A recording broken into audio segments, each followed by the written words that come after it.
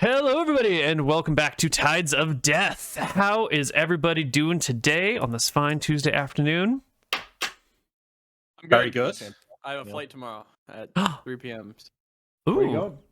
I'm going to be going to see my parents for the first time in like 2 years damn. in Washington Ooh. for Thanksgiving. State? Yeah, state. Ah, nice. It's a most long beautiful ass state. flight. I think so.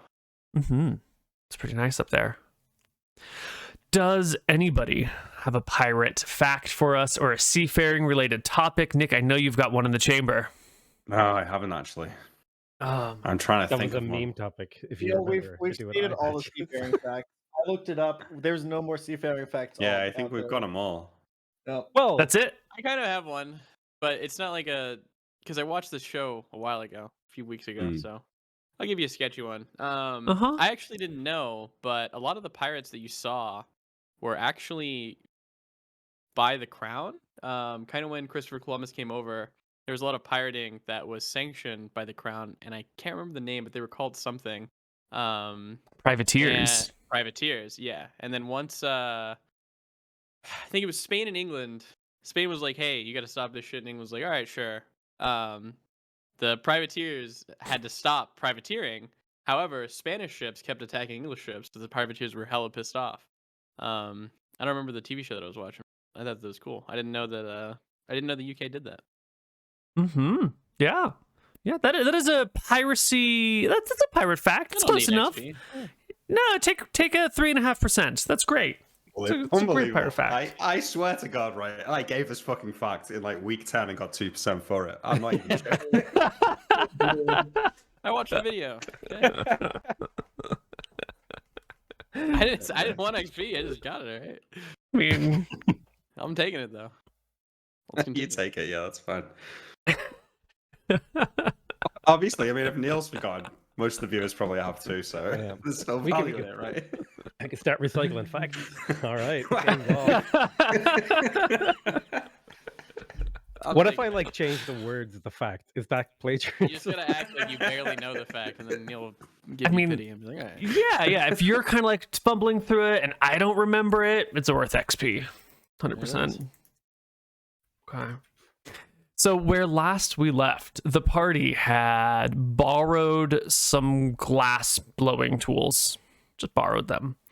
And made your way to Crob Strait, where you saw the destruction wrought by the goblins, the town overrun, the goblin village in full swing, and across the strait in Crob Town proper, there have been an increase in militarism. And you guys Not fucked right off. destruction.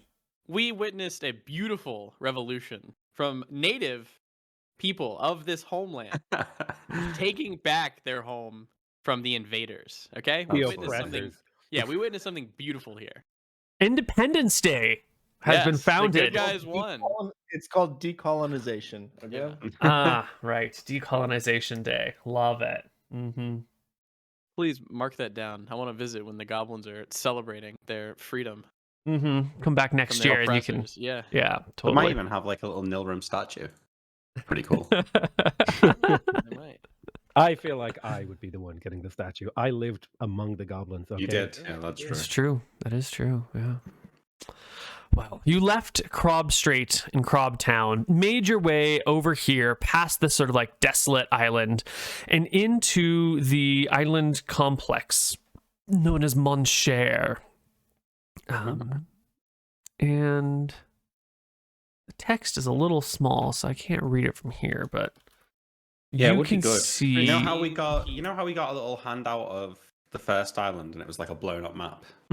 Yeah, Can we do that for this? You can't read it? absolutely. I That am would be, going well, just to. because there's a lot of detail on here that can't really zoom in far enough on. Yeah, I'm realizing that now. So I'm gonna, while we talk, I'll prepare that. Does anyone remember exactly the last thing I told you before we went off? What was the last thing we saw? I think you were just describing what we saw. I feel like you were describing this mountain range on the southernmost island. I can't remember exactly why I Telling us think anything that. about a keep at the very top of this mountain? Okay, cool. So as you come on in, there is It's port something, but it's too damn small for me to read. Port What is it? Gentle? Something like that. Cespa? I think it was like Sether. Let me open Or up something. my original map that has all the details. Dardennes.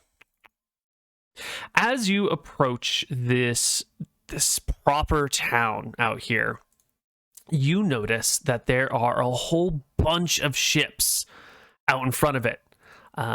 More ships than you would normally have just like hanging out in front of a town. They're all like anchored out off of the dock. The dock itself is completely full of ships, and there's no extra room to bring your boat up.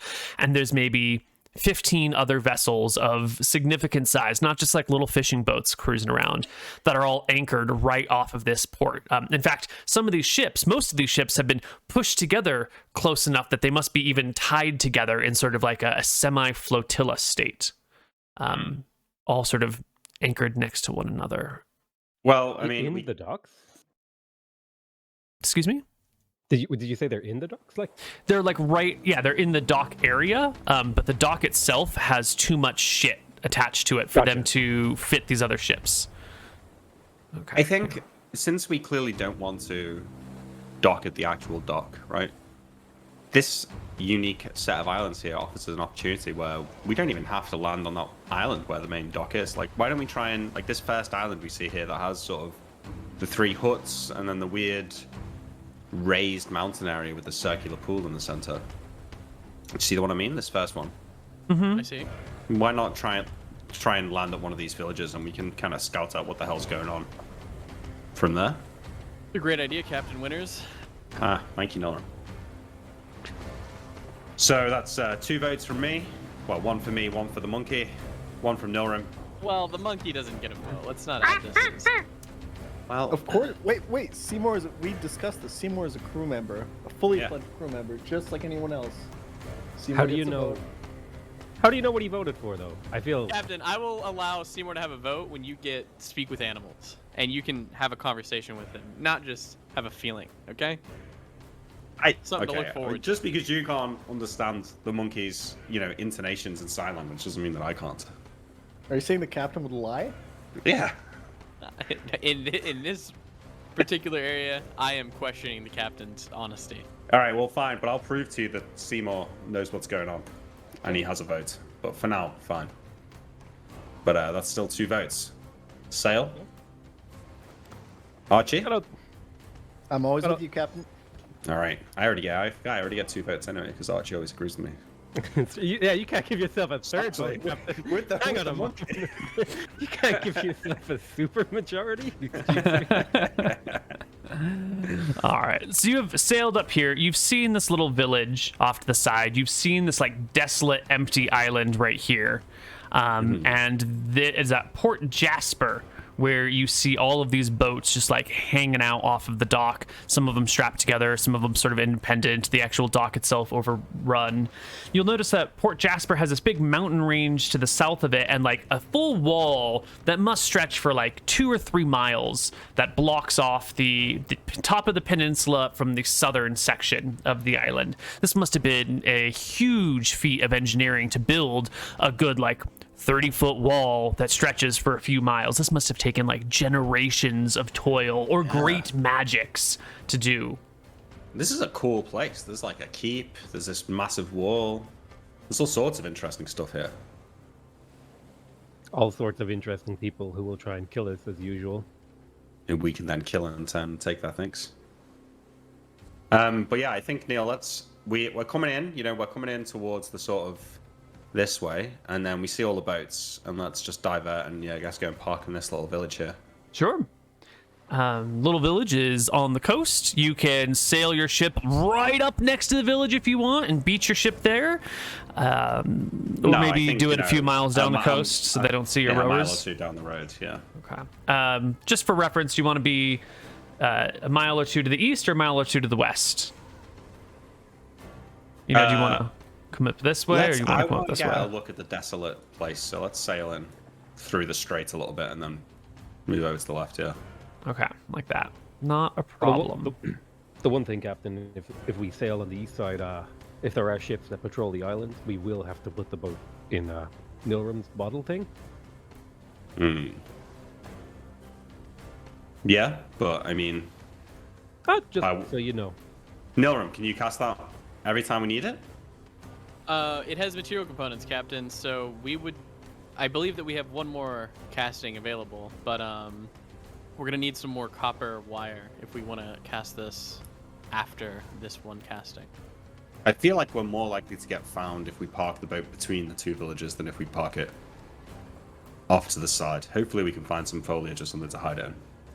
So you don't So want that to any cast it pass. Yeah, no, I think let's save it for now. I feel like we're gonna do some exploring here, so maybe we can, if we can save it, I think we should. here? Okay. So you're gonna It's your park. spell, though. I mean, you make the decision. But yeah. Where are you gonna beach? Well, I think Where would my 18-int character think is the best place for us to beach and not get found? we come down this way, Neil, and once I'm more than a mile past the village, if I see anything that I think I could use to hide the boat, so maybe that's like thick bushes, or maybe it's like a rock formation that I could drag it behind.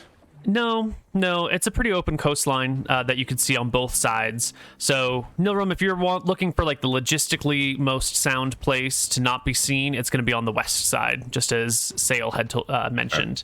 Because it's possible that someone could come down here and then out like this, and if you're just around the point, the only time someone would see you is if they're coming this way. Okay, well, let's do a loop then. We've already passed it, right? We Yeah, scout, you there's come no up this place, way, we'll- you scout through Yeah. here, you come out this way, you'll notice a small little watchtower along the coast, and deep within, beyond the forest, you can see the rising parapets of some sort of fortress way deep in this island, nestled between two large mountain ranges. And then you can keep going around the outside, spot this tall mountain here, another little village, a river, big forest, and eventually you can throw your boat here. This Does the little cove. infrastructure of this island remind me of like Rangoon, like one of the inner islands? Does it seem like incredible? Okay. No. Just wherever's good, Neil. This island Sorry. right here that you're taking a look at is these little houses are small, like mud brick shacks or wooden shacks. The infrastructure here is kind of crap. You saw Port Jasper and its large wall, and that large wall looked like it could be some like Midlands or inner island structure. That was probably built by the White Prince when you look at it and you assess what sort of power it would take to create such a great thing. But this stuff over here is just, podunk little fishing villages. These three are the largest ones that you see, but there are other little tiny ones scattered all over the island as well. But you... Describe the wasteland island. Yes. Have you ever been to Nevada? It essentially looks like the state of Nevada. Or, The Grand Canyon, is not Nevada. part of the Grand Canyon's in Nevada, but Grand Canyon's got too much vegetation. I'm talking like deep Nevada. I'm talking like nuclear test ground Nevada, where there's just like barren nothingness. Maybe a little bit of scrub brush here or there, but like pretty much just rocky, dirty wastelands. Not like large sand dunes, just dry, baked, cracked earth covered with like rolling hills and some mountains, and you don't even see any water come in. There doesn't look to be any creeks, so there's clear signs that there used to be creeks or rivers or something in this area, but it's just like dead and dry. So it's pretty suspicious to me that the climate of this one island would be so drastically different to everything else here. Especially when it looks that there used to be creeks and there isn't anymore. So I think maybe something's happened there. But I didn't say anything out loud. Just while we're on it, there's a few people saying that sound levels are a bit off. Maybe we just do a double check. Can I get something from MrMouton? 1, 2, 3. 1, 2, 3. Ooh, can you boost your mic a little? PotatoMcWhiskey. 1, 2, 3, 1, 2, 3. Greenzerg? 1, 2, 3. 1, 2, 3. Pokemon challenges. Oh, 1, 2, 3, 1, 2, 3. I think it's just All right, I Mooten. boosted. 1, 2, 3. 1, 2, 3. Sounds better. Sounds better. If you can I go a can little go higher, that'd be higher if great. you'd like. Yeah, a little bit more. All right, 1, 2, 3. 1, 2, 3. Oh, there we go. Okay, thanks, guys. That's beautiful. So just, sad, empty wastelands. Yeah. Doesn't look like Okay, there's any well, life there of any kind, shape, or form. If the White Prince did something to it, we'll find out in one of these villages. And soon you find yourself pulling up on the shore next to this little village. Well, it's a large village, little town. There's some amount of interest as your boat clearly, you came around, you went all the way around the island, and now you're pulling up a few miles down shore, and people can see what you're doing from their little peninsula village here. And as you pull the boat up to shore, there is a small catamaran with a couple of people on it who leave the island or leave the little village and start making their way in your direction. They'll arrive near you right around the time that you're finishing pulling the boat onto shore, in a nice secure situation right near the high tide line, so you won't get washed away, but it also won't be a huge pain in the ass to pull off again. I mean, I look at Nilrim as we see these people and say, less likely to be spotted here, are we? Yeah, but they're boats. I look at the boat, clearly coming towards us. No, it's people walking, right? You said No, it's a there are- catamaran, yeah? Yeah, it's a catamaran that left this village and then came down here.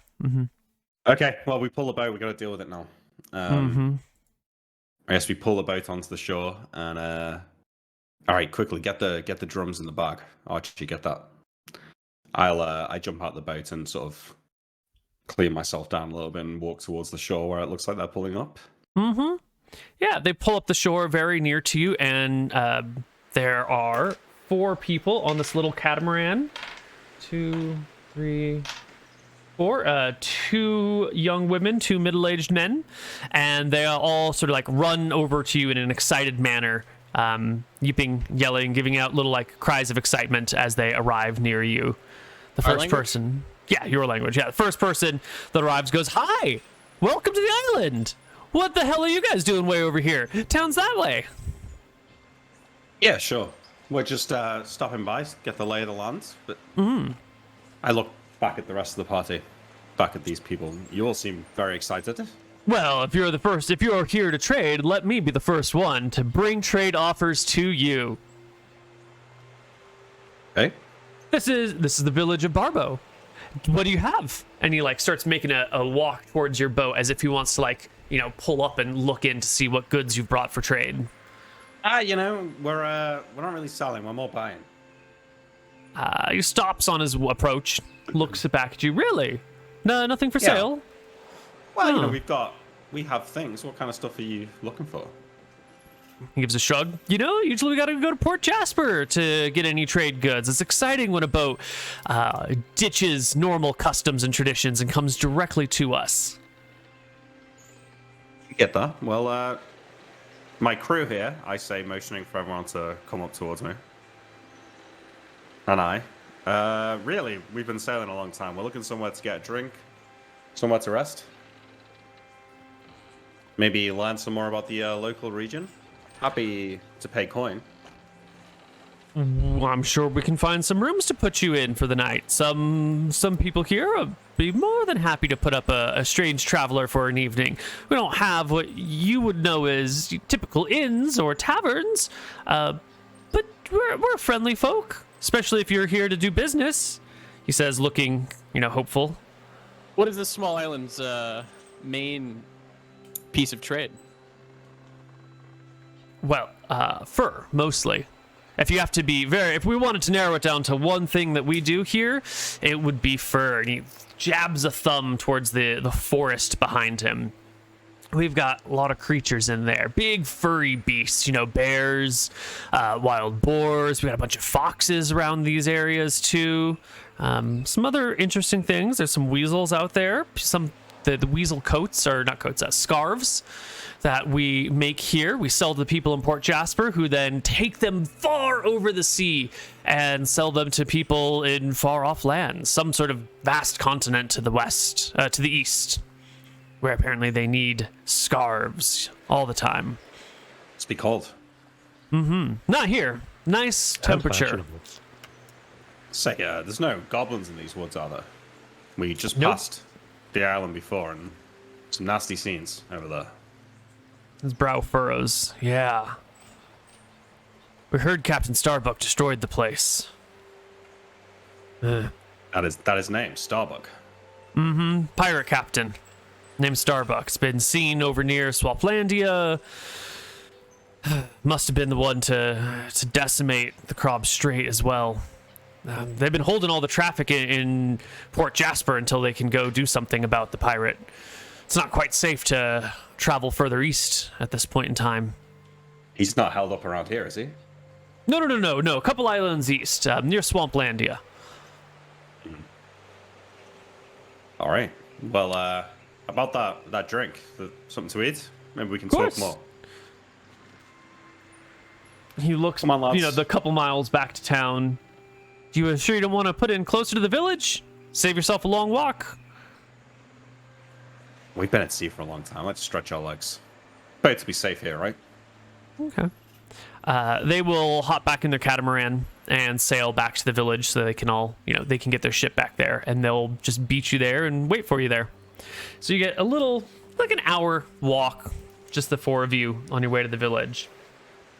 How does it sit that this Captain Starbuck guy is taking credit for, or at least being assigned credit for your actions? Is this a good thing that no one has you on their radar?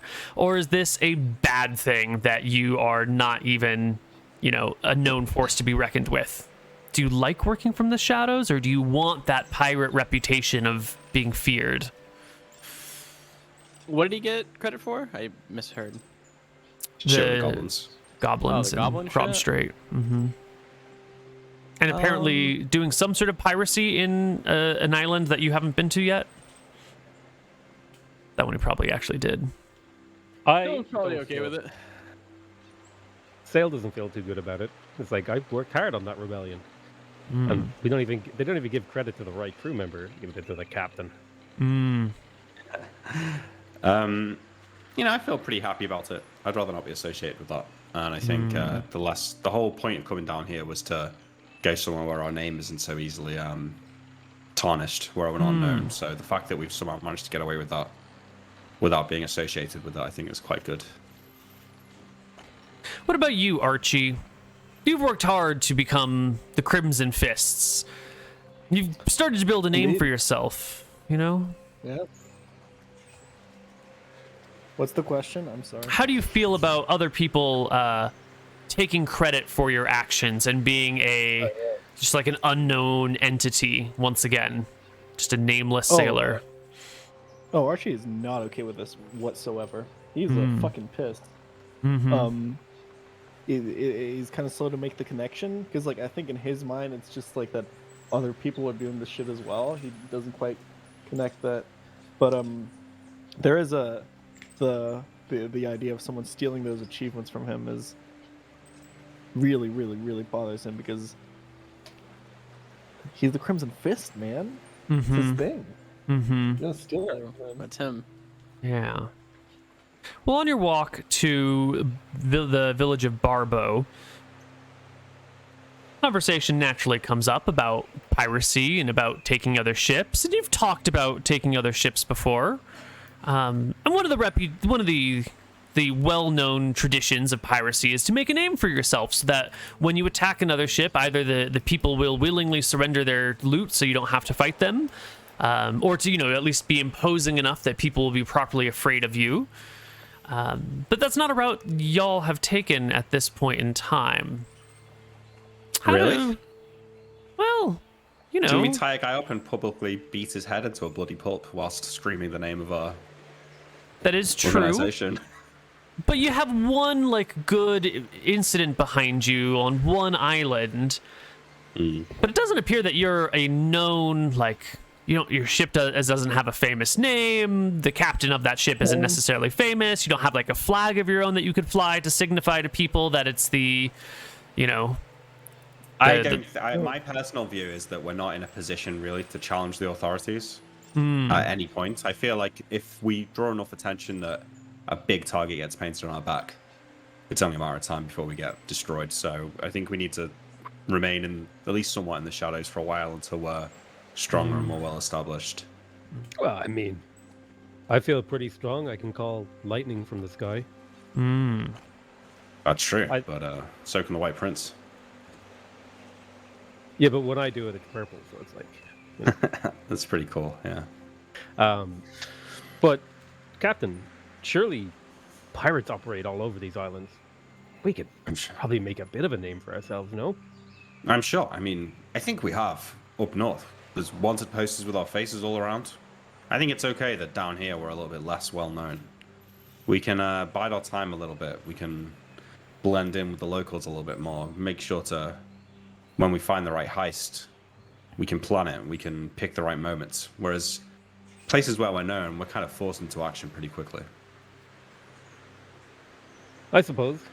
It is actually really unsettling to be on an island where people greeted us happily. I almost killed them. I know. My hand I was just- reflexively going for my rapier. Yeah. Strange. But I'd hazard a bet that that Port Jasper over there, if they've attributed what we did to Starbuck, I wonder if they've got some sort of visual description of our ship or of ourselves. They might think it's Starbuck now, but if we turned up and they got a good look at us, maybe they'd realize their mistake. I think they'll realize their mistake when they see the Crimson Fist in action, Captain. Yeah, well, let's. We can have some fun on these outer islands here, but if we do manage to make our way to Port Jasper, let's just keep our behavior civil. I say, looking to Nilrim and Archie. Don't go around shouting about who we are in the pub if it can be avoided, please. Right. But we No made problem. so much money last time. Archie. What are the fake names again? You're Barchi. Yep, Barchi, got it. Archie, Captain yeah. Waterford? I'm Captain Waterford. Nilrim, you're Merlin. And Sail, you're Darrow. Darrow. I Darrow. picked that one. That's a good name. That's Right, it. Okay. right. Okay. Story is here. We're stocking up on exotic items to go back to Eridon. Okay, so we're perusing the local merchants. That's why we're going to each of the islands, check things out. Wait, where is Eridon? If I'm going somewhere, I should probably know a bit about it. Where we came from. It's That's where you came from. Redport is in Eridon. Yeah. For the sea too long. It's all right. It's been a long few months. All right. The party soon makes their way into the village. And there are a couple villagers around who are kind of excited to see you. They come up to you with like fried fish on long wooden sticks. They bring you battered chicken. They have like watermelon slices. No. I mean, they offer you food. And then so as soon as they're- someone takes a bite or like grabs for one, they like hold put out their their hand hand for out. money. Yeah. Yeah. These motherfuckers. That's Yeah. fine. We can afford a few coins for food. I'll pay for people's food, Neil. How much are we talking here? Oh, we're talking. If everyone grabs some food, it's like 10 silver. It's kind of an alright. expensive meal, but there's 4 of you, and there's a lot of stuff being passed around, and beer gets brought out pretty quickly, and before you know it, you've shelled out 10 silver for food and drinks amongst your crew. That's fine. All right. I mean, I want to just chill here. I want to ask some questions about what's going on in these islands. So maybe we can just role play it for a bit. Yeah. But I'll just, I take one of these skewers of fried fish. I get some beer. I hand a beer to Archie. I get another one. I hand it to Sail. I get another one. I hand it to Nilrim. I take one for myself. Cheers to a journey well made and a welcome arrival. And I put the cheers up to the group and to the rest of the people around us. All right. I reluctantly cheers with the captain. I'll pour his drink on the ground. Always causing trouble. I mutter under my breath. That's his culture, Captain. And I'll wink at Nilrim. I'll look at the villagers. Seems like you're trying to swindle us. You come to us with all these what I thought were gifts, and then you ask us for a handout. I won't be partaking in any of this. Give my captain his few silver back for mine. Nilrim, eat the damn food. Merlin, eat the damn food. These people are being gracious. I already paid for it. I don't want my coins back. You'll almost swipe it away. Fish is overcooked, Captain. Really want to pay for this? What's wrong with you people? I'm sorry about this. No will point out to the captain, we didn't have this problem with the goblins, he'll say. Oh my god, what are you doing? Goblins, Exactly. says one of the I- kids nearby who overheard you, who you didn't realize was like down at your waist. What goblins? Oh, we were attacked by goblins. The kid like stares, mouth agape, stops in their tracks as the party moves on. Attacked by goblins. Wow, what an adventure. At least the goblins were honest with their intentions. Well, that part is true. They came on with weapons drawn. It was pretty obvious what was happening from the start. We tried to land on the last island over and got attacked on the beach. The What's kid, your name, kid? Cup. Neil frantically looks around. Lizzie, says the little girl. Lizzie is what they call me. Can girls be wizards? Yeah. Absolutely. I don't know if that's like a thing in these islands, if there's like a gender thing. Nope. 'Cause That I is- haven't met a female wizard, so. That's true. In fact, I think all Kinda the weird. spellcasters you've seen thus far have been men.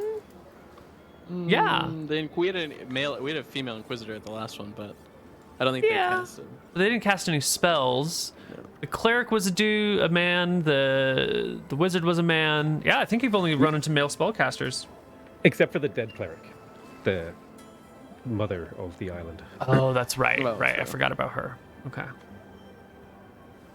Anyway, Do your parents Uh, just let you wander around with randoms? Lizzie?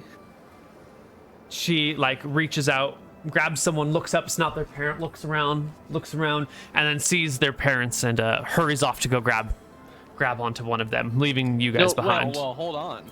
Oh, maybe not. Neil will grab her by the wrist and pull her close and be like, see how easily I could have kidnapped you right here? I Her can eyes just take go you away wide onto with our fear. boat, feed you to the goblins, and then I'll let her go. She bolts and flees in terror. Well done. Scared that little girl right well there. Taught her a lesson, Captain. Yeah. She won't be messing with us again. And not. She won't be. Yeah. I want to go and ask some of the villagers some questions. Sure. About Jasper and the surrounding islands. So I will. I go out to go and like get a refill on my drink from one of the people who brought me a drink before. Hey there. Couldn't get a refill, could I? I say, Yeah. offering the empty mug. Yes, your mug will be picked up and filled quickly and handed back to you. The what would you call this person? Not quite a bartender, but the vendor. Let's do it. Smiles at you, asks you what your business is in town. I take the drink and I hand her like 3 silver coins. And I'll say, you know, we're scouting the place out. We're traders from Arcadia, looking to see what kind of items get produced around the outer rim here. Say, there's all sorts of ships out there in the main port. What's going on over there? That all to do with the goblins? Well, goblins and the great pirate captain, well, terrible pirate out there, hanging out near the next 2 islands down the way, stopping ships, attacking them, looting them. All the traffic's been stopped here until an appropriate ship of the White Prince can come through and clear the area, make it safe for travel again. It's Captain Starbuck, right? That's what they say. What, you're saying this guy's barricaded the strait? Barricaded the path? Stopping all ships? No, he hasn't barricaded it. She jabs a finger in the direction of Port Jasper. They have. Yeah, but because this Starbuck fella is looting any ships that pass him, right? Well, it's just too dangerous to sail that way. Anyone could be attacked and overtaken. Interesting. It's for the safety of everyone. No, that makes sense. Well, I'm glad I'm not going that way. I must have missed him on my path down here. Did you come from the east? From the west, I mean? We did, yeah. Oh. Well, you got lucky then. I guess so. Maybe he was busy tormenting some other poor Or merchants. maybe he's moved on already. Who knows what these pirate types? Murderers, all of them. Bloodthirsty. We had a pirate come here a few years back. Wasn't the dread pirate Starbuck, but another sort of feller. Came through, sacked the whole village, burned half the the structures, made away with all the money here. We're pretty much destitute, near to being broken. If the Countess in Port Jasper hadn't personally helped fund the reconstruction of the villages on our island here. It's nice of her. Sounds like a good countess. What did she get for it? Norm asks. What do you mean? She just did it out of the goodness of her heart? You Well, guys didn't give her anything?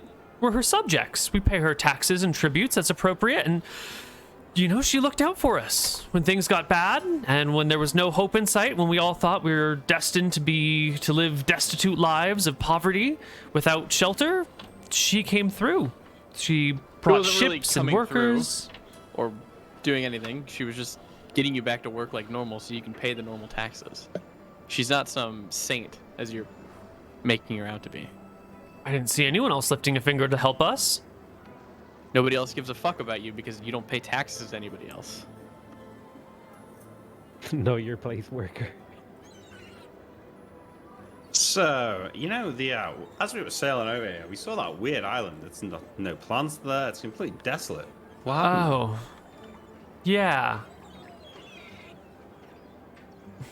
You should ask the old lady about that. And she looks through the crowd until she points down the beach a little ways, maybe 600 or 700 feet up the beach from you towards the east. There's a wooden lawn chair stretched out on the beach with an old woman laying in it, with a short top and a short set of pants or a short skirt, just basking in the sun. You can see her hair is silvery mostly, with a few streaks of dark gray, maybe a couple streaks of black still running through it. And she is just maybe passed out in a lawn chair in full sun on the beach. She's got to be 75 years old or something. Thanks. I'll ask her. Thanks for the drinks. And She's the only one alive from back then. Yeah. I turn my back on this person and want to try and gather the crew around me. And move off to the side a little bit. Sure. Before you get a chance to do that, though, everyone's hanging out with the crew. With these villagers. I do want to do a quick check-in and see how everyone else is engaging with these people. We've seen Nilram is setting the fear into people, into small children, and to vendors who are doing their best to make a living. What about you, Archie? How are you interacting with the masses and throngs around you? I think Archie's chilling. I think he's looking out for music. He wants to sing, as he always does. Specifically sea shanties. Is there anyone playing music, anything like that? Any bards? There are no instruments out, but you can see that there are some people who are building a very large bonfire. They're stacking wood nearby, and they're starting to stack the wood for the actual fire itself. And a couple of them are going back and forth trying to work out the lyrics to a verse of some sort of shanty that they've got going. Do I know the song that they're trying to sing? Give me an intelligence check, Archie. Or a charisma check. Either one. Because singing is sort of like a... I can make it up on the spot. Yeah. We'll do charisma. 16. This must be a local track. Yeah. You haven't heard it before. Hasn't dropped out in Eridon yet. Fair. I guess I just kind of see them. I kind of shout at them to get it on and sing a shanty. We're here to party. When they hear that you're here to party, they put down their firewood and they come over and say, "Do you know the song? We can't remember the 6th chorus. Is it, you put the sailor's boot on your head? Or is it, without sailor's boots, I'd rather be dead? I can't. Do you remember which way it goes?" I'm just gonna. I don't actually know, but I'm just gonna make it up and say that it's definitely the first one. I'm 100% sure. one of the guys turns to the other and goes, I told you, you put the sailor's boot on your head. It makes far more sense than wishing that you were dead because you didn't have a sailor's boot. Just, obviously. And putting the boot on your head, it's like, you know, when a pirate steps on your face. You know, it's a thing. Oh. Right? You must know. You're a sailor. Captain, you remember this song, right? Captain Waterfront. Of course, yeah, I remember it. Solar Rage. Yeah. Yeah. That's it. It goes how he said. You put the sailor's boot on your head. Yeah. Make your enemies wish they were dead, right? Yeah. See? Yeah. Oh, right. And they begin to, you know, chat with you and sing the first couple of verses. You guys are sort of unfamiliar with the song, but it's got a very simple rhythm and a simple cadence and lots of easy rhyme schemes that you can pick up fairly quickly. While you are chatting with these sailors, I do want to check in with Sail as well. Archie is, you know, making friends. The captain is gathering information. Nilrum is berating the locals. Maybe berating's too strong of a word, but it's close enough. What are you doing? I got something to do after Sail. Perfect. What are you doing, Sail? How do you interact with new people? I am hovering near the captain uncomfortably. People being friendly so far makes me very uncomfortable. I'm a little bit paranoid that they're like, I don't know, setting us up for a bad thing. Like I'm nibbling on the food and I'm kind of like sipping on the drink. I'm not like eating enough.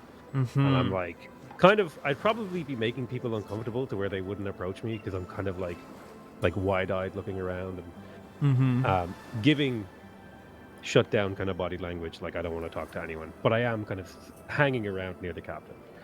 Yeah, with that sort of reserved personality on display, people more or less leave you alone. Nilrum, you had something else you wanted to do? Yeah, you know, what happens if someone steals? Nilrum's not planning on stealing. I'm just curious. Like, let's say in this, in the Dryads in general, under the rule of the White Prince, is it eye for an eye? Like, if someone steals, you cut off their hand? What are we talking?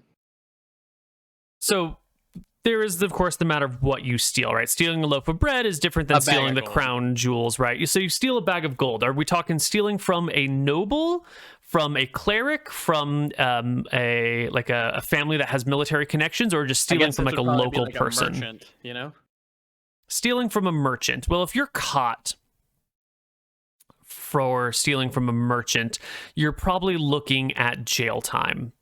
They'll probably throw you in a dungeon for a while, and then the exact sentence is going to vary based on the judge that hands it down. Could be pretty mild if they think there was some sort of justification, or they don't particularly like the person you stole from, or it could be pretty severe in the opposite situation. You could get anywhere from, you know, a few weeks to a few years for a bag of gold, unless it's from a noble. The party isn't taking this seriously. You know, we just came on a new island. Only one island away, we caused a goblin revolution. And there are people down here who are looking for us. So Nilrum is going to go off. He's going to find, you know, a 15-year-old kid. No, not 15. Like a 12-year-old. Is there any 12-year-olds around just like chilling? Totally, yeah. About quarter of the population is children. He's gonna see if he can find one, you know, kind of off on their own, maybe playing with like the other kids, and he's gonna call him over. All right, he's gonna be discreet about this. Yeah, you call over one small child to you. It's what did you say? A 12-year-old is what you're looking for? Someone who isn't gonna pose Nilrum a physical threat. Totally. Yeah, you find a child in the 10 to 12 years old. They are all a young girl, you know, kind of quiet, off by herself, playing with some seashells, not really joining in with the throng of parents and adults. Nilrum will put a bag of 25 gold pieces next to her, and we'll say, here you go, here's a gift, take it. She looks down at the bag of gold and looks back up at you. She like puts a finger in to open it to see the color of the money and gasps in surprise. For me? Grab it and go.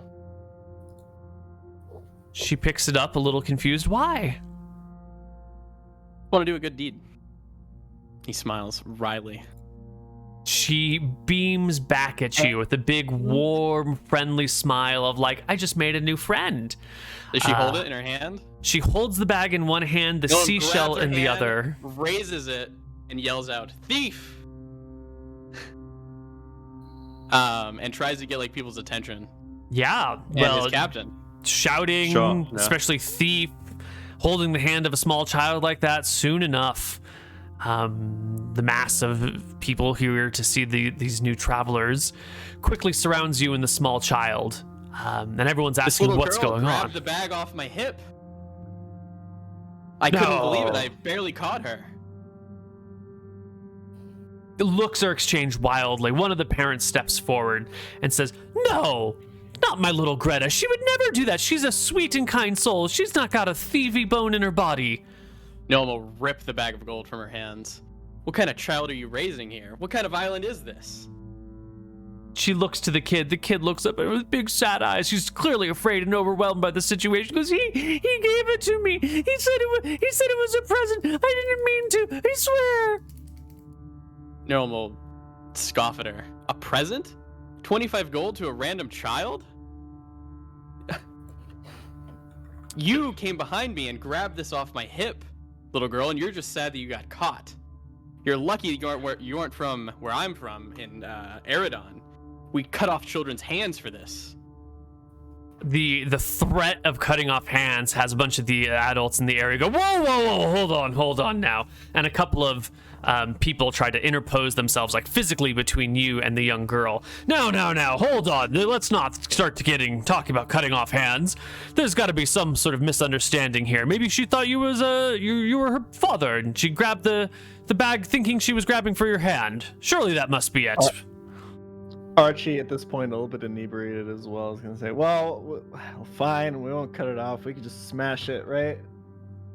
I'm not suggesting her hand be cut off or anything like that. I'm just saying from where I'm from, that is the penalty. I don't think that this little girl was reaching for my hand as her father. She clearly stole the bag of gold. You all saw it in her hand as I raised it in the air. Didn't you? And I'll look for nods. There are concerned looks among the gathered villagers. The mother of the child is holding the kid behind her, outraged, full red-faced Karen here. What are you talking about? My daughter would never steal anything from anyone. She's over here by herself because she's a shy kid. She doesn't have the gumption to do something like that. Who's your captain? Huh? You're just some lackey on your ship. Who's the man in charge here? Hey now, don't go. Archie will say. No need to insult my crew here, I say, taking a Your step forward. crew is making ridiculous accusations. What's he even doing over here touching my daughter like that? He shouldn't be even getting anywhere near her. Listen, calm down, lady. You're gonna give yourself an aneurysm.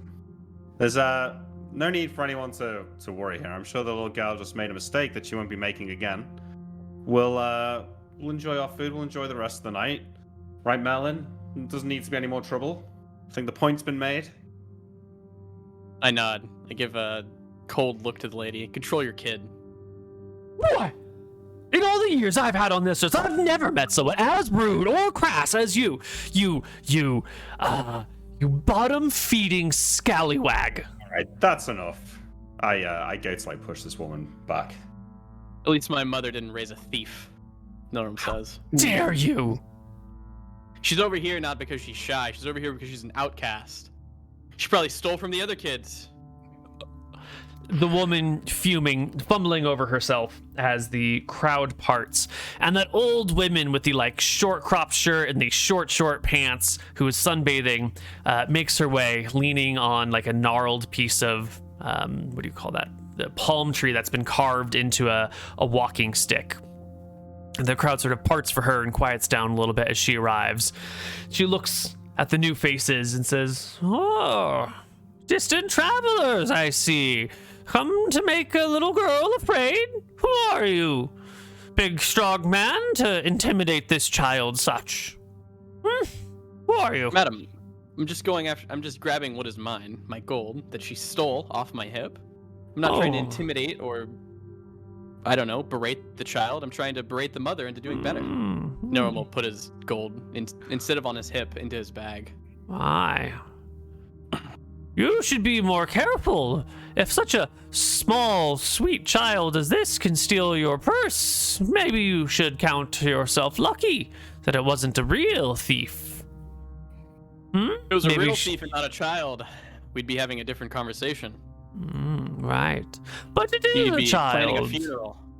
That's why they're not dead in front of you. Lot of anger in you. Lot No of smiles there. frustration. He's unlucky in love. She looks to you, looks to the others. Now. I'm sure we can come to a nice, peaceable agreement on all these things. Darling, are you sorry for what you did? And the girl nods her head up and down enthusiastically. Good. Oh, we have an admission. And you, sir, are you sorry for berating the child thusly? No, I'm nods his head no.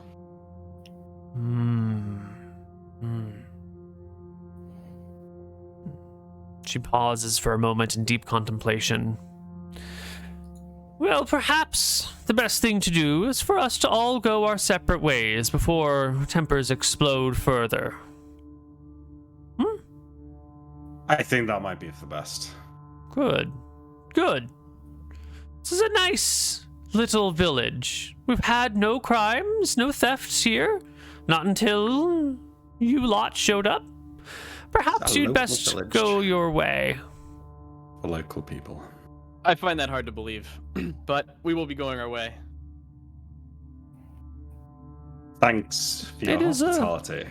It is a wise man who can disagree and still accept the facts on the table. I appreciate your patience. I nod. Just hand to that little thief. Let's go, Captain. She pops up her cane and pokes at your belt where you might hold your spell components and goes, "Oi, what are these?" I think we need to be moving along now. I've seen a belt, a waistband like this many years ago. 60 years ago, to be precise. Ilma will whisper in her ear that you know not to mess with a man like this. Come on now. We should be going. She stays silent, bobbing in understanding.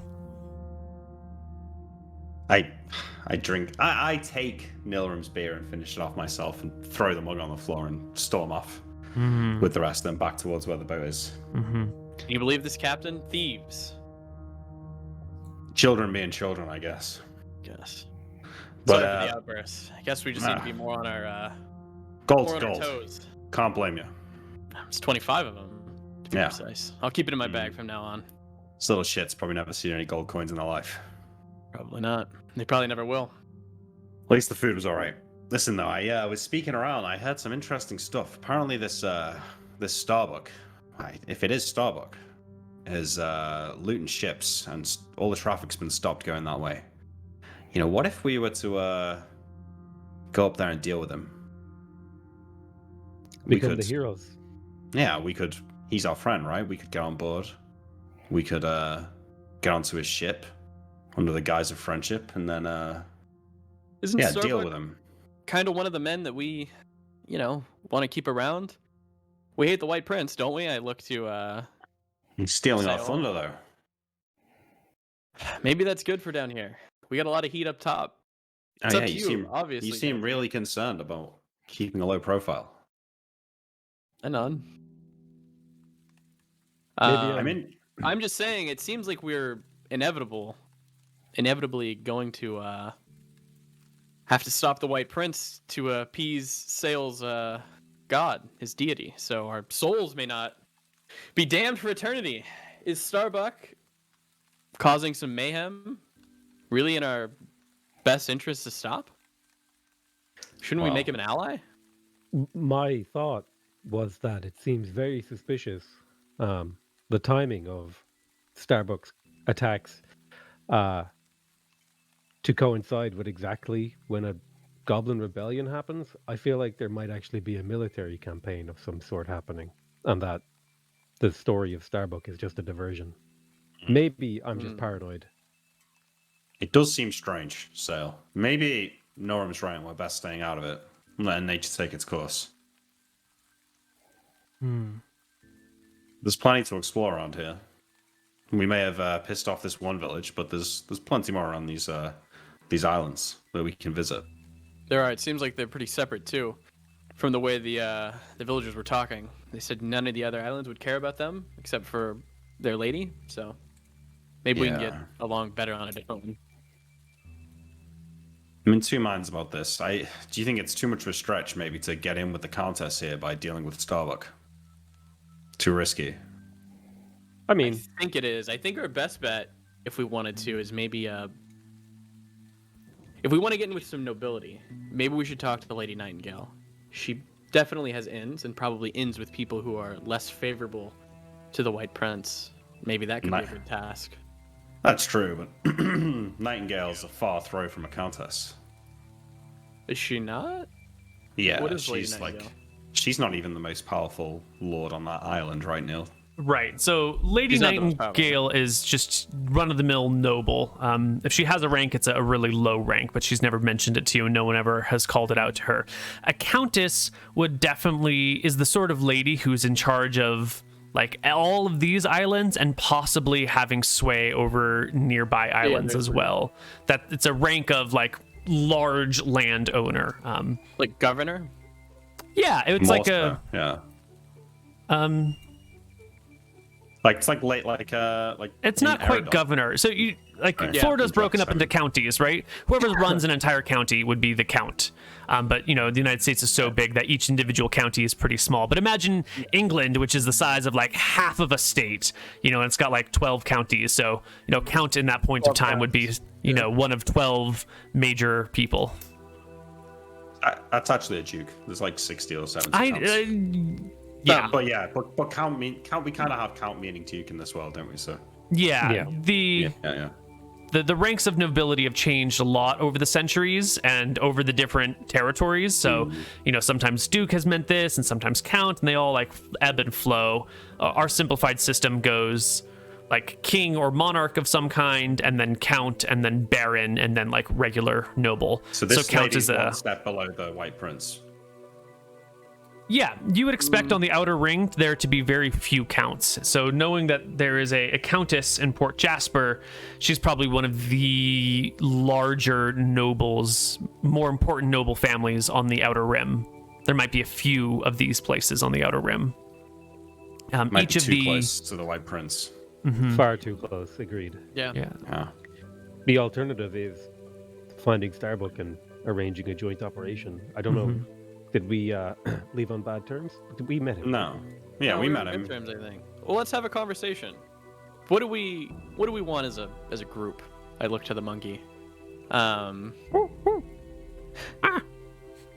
We'll Did the say monkey this, I guess, drink as beer, we're by the way? sailing away. Yeah, Yes. did the monkey drink? Oh, If you Nice. put anything in the monkey's hands, he will immediately try to drink or eat it. Like that's the first. You Yeah. give him a leaf, and instantly it's a chew on the leaf and then throw it away. This is going to be useful information if this monkey. pisses Yeah, it me off. is. Well, Captain, and crew, do we want to overthrow the White Prince? Do we want to work Listen. within his? We are far away from that. If that's Obviously, even but possible, we're but we nowhere can make- near it right now. We can make small steps towards that goal. So if we want to work within the White Prince's ranks, we could make a small step here by befriending one of the local nobles. And then maybe one day they could introduce us to the Countess of Jasper. And then maybe Jasper, You see how it spins? I Or- understand. Do we want to eventually maybe overthrow the White Prince? So do we want to work to destabilize the Outer Rim? I know it's a broad goal. Well, it's also there's more than one way to destabilize the Outer Rim. That is It correct. might be that getting close to the White Prince might make it easier to overthrow him in the end. I agree. I just think that we should have a conversation about which way we want to go. Well, I don't Or want we my could soul just to not do any of those. burn in fire for all eternity. So I think yes, the goal is to overthrow the White Prince. Whether that's something that can be achieved in one man's lifetime, I'm not Well, sure. We'll achieve it, Captain. I'm sure. I feel a great compulsion to kill clerics of the stair.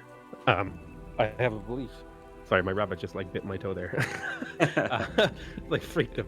I believe that maybe killing one might move us in the direction of liberating your soul, Captain. And perhaps also open up the doorway to overthrowing the White Prince. This is a big port, yes? We're in need of a ship. Yeah. How about we stalk and follow one of the ships leaving Port Jasper?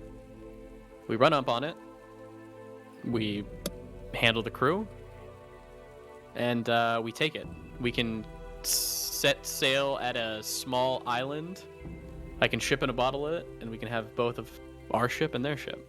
You didn't hear? There's no ships leaving Port Jasper in that direction. Until Not yet. Starbucks dealt with. Until Starbucks dealt with. Okay. Well, we can always come back. Keep in mind that this exists. We could Surely- go get a trader ship. I just don't know what our goal was on this island. Well, if there's a whole bunch of trading ships loaded up in a bay, Yeah. probably lightly guarded, all tied together, not going anywhere, unable to chase us once we leave with loot, could be a night Well- raid on the dock. You know, if we dealt with Starbuck, cleared the lanes, we might be able to convince all of those trading ships that it was safe for them to travel. They start leaving. We could even offer to escort them, maybe. What if we don't deal with Starbuck? What if we go have a conversation with him? We act like we dealt with Starbuck, and he helps us. We get him to hide his ships, and then we can ambush them together when they come through. None. Make it look like he's retreating. Depends on how many ships he has. That has the makings of a plan. Aye. Archie, Sale, what do you think about that? We speak to Starbuck, make a deal with him, get him to make it look like he's lifting his blockade or whatever, and then we lay an ambush for the trading ships when they come. My one fear is that if he has more men than us, he'll just kill us and take our ship. Pirates are hard to trust. He might have more men, but he doesn't have the crimson fists, even though he wish he did. It's Yeah. true. He Sure, didn't he seem also like... doesn't have lightning bolt.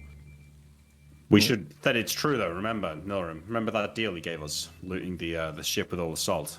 You said it was too dangerous. Turns out he managed it on his own. So he clearly has some means. I don't know if I believe him, but I nod. Yeah, you think maybe he's bullshitting us? Could be. It might be. All right, this is a good plan. Let's set sail for Starbuck. Well, do we want to announce our intention to the authorities in Port Jasper first, so that when we come back and claim that we've got rid of him, they actually believe us? We can't really make our way into Port Jasper. Yeah.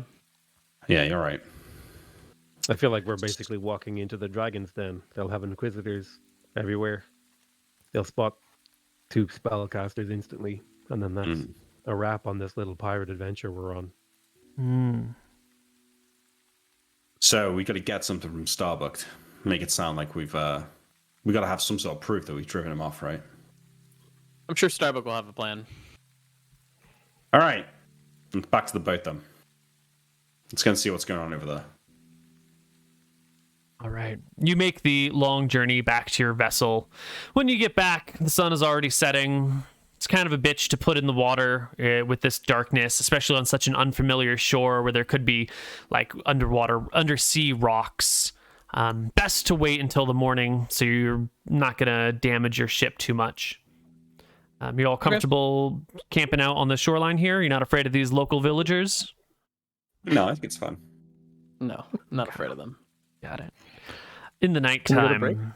Yes, in the nighttime, though, the 2 sailors who had the sea shanties do come to visit you, but we can deal with that on the other side of our break. See you guys soon. Bye-bye. All right. Hello, everybody, and welcome back to Tides of Death.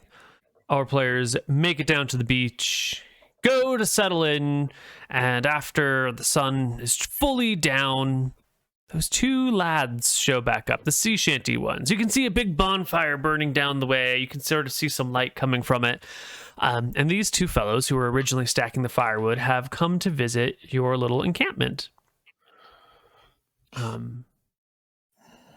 They They approach. They kind of Are we on whisper. watch? Psst. Yeah, some of you guys are like settling down. You've had some food. You're getting sort of cozy, making yourself someplace to sleep. When you hear this psst, psst, coming from the foliage, directed at Archie. So Archie's gonna be the first one to hear it and see it. I immediately wake up the captain. I think I'm like lying down with like my hat over my face. Mm-hmm. I pull the hat up a little bit. What is it? We've got visitors. Go and see what they want. I walk on over to them. Hey. What's going on? It's you guys. Yo. Wait, I know you guys. Archie, what's It's, going on? It's I'm really bad with names. Sorry. Hans and Simon. Hans and Simon. What's up? We saw that you guys were staying here for the night, and I figured, even if your one companion's kind of tough, you might want to come down to the bonfire. There's gonna be singing. There's gonna be games. I do love some singing, some games. Come on, leave these suckers behind. They won't miss you for a few hours.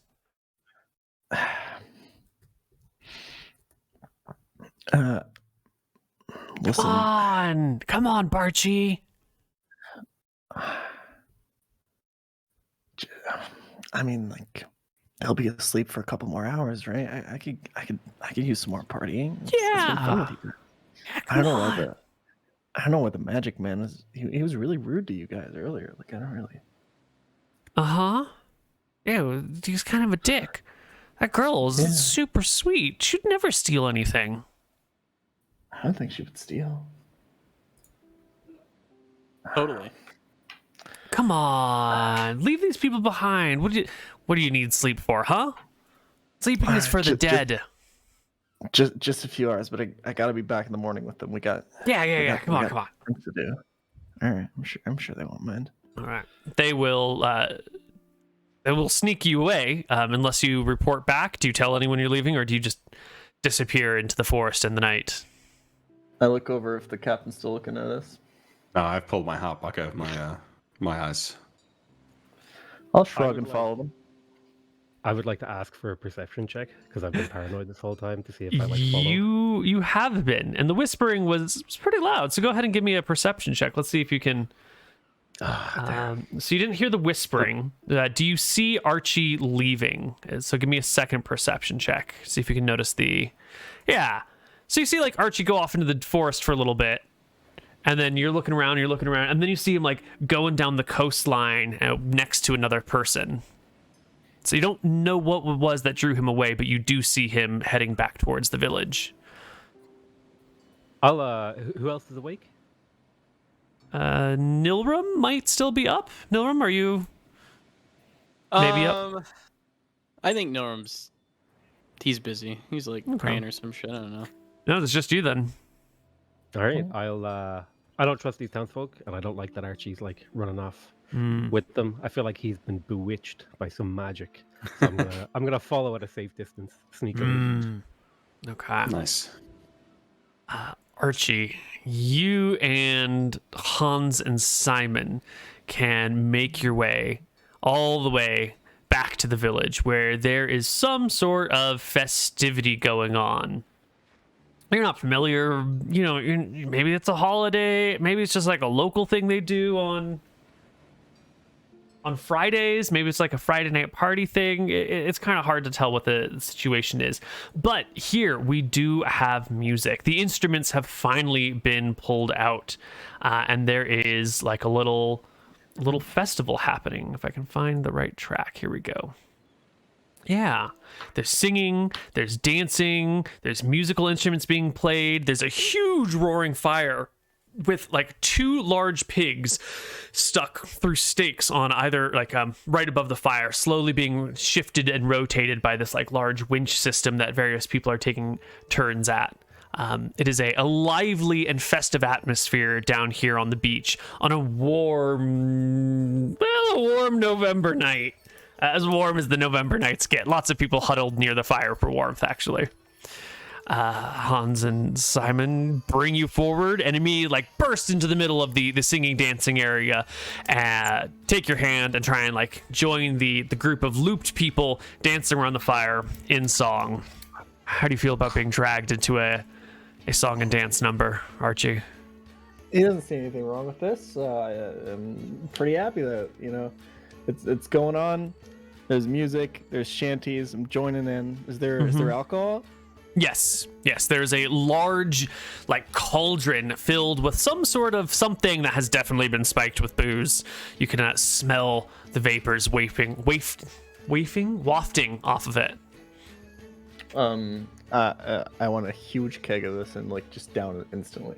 Yes. As soon as you make your curiosity known, Hans will grab 2 bowls and hand one to you and a wooden bowl for himself and just scoops the bowl into the large cauldron. It appears that everyone just like dips their cup in, and that's how you fill yourself. Yeah,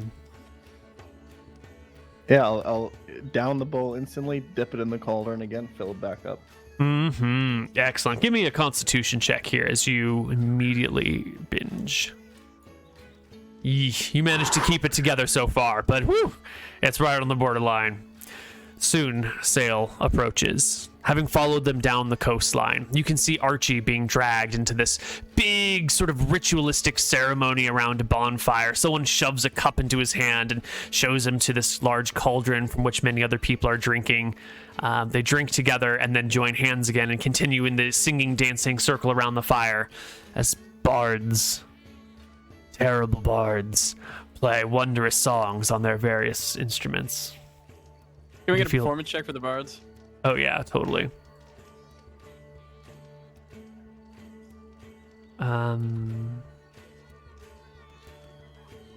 Let's do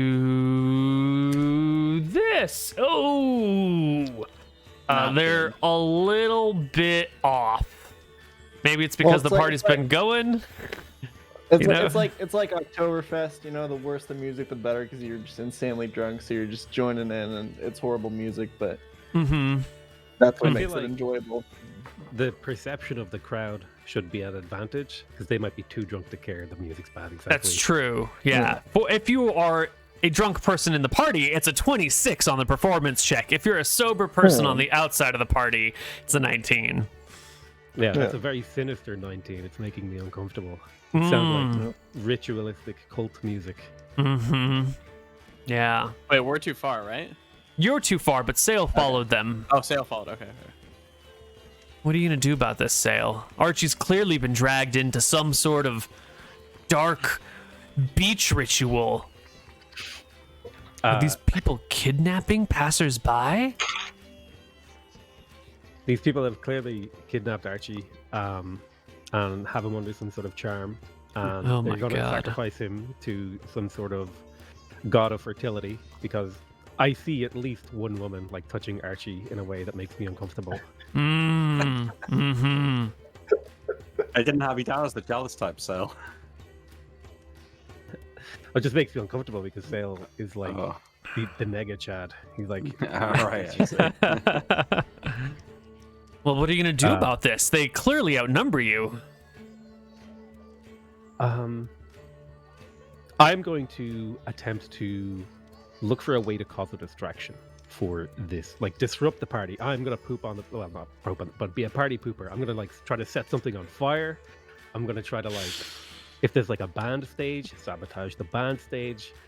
Well, the village is just inland from the beach where the party is, and that's just thatched roof and wood or mud brick buildings. Those things could go up real fast. Oh, here's a crazy idea. How close are we to the water? What if I turned undead on someone and they just got pulled in full view? The whole party ranges up and down the beach. There are people, like the circle of people dancing, get very close to the water at times as the water swooshes up onto the shore and back down again. Some people run out and put their feet in the water and then run back because it's November. It's a little bit chilly. But there are plenty of people close to the water, close enough that you could summon Rohi to drag them to the depths. Yep, I'll make my way towards the beach, and I'll try to find make my way through the crowd, kind of like avoiding eye contact and avoiding people. I'm trying to find like a group of people. They're a little bit too close to the water that I can turn on dead on.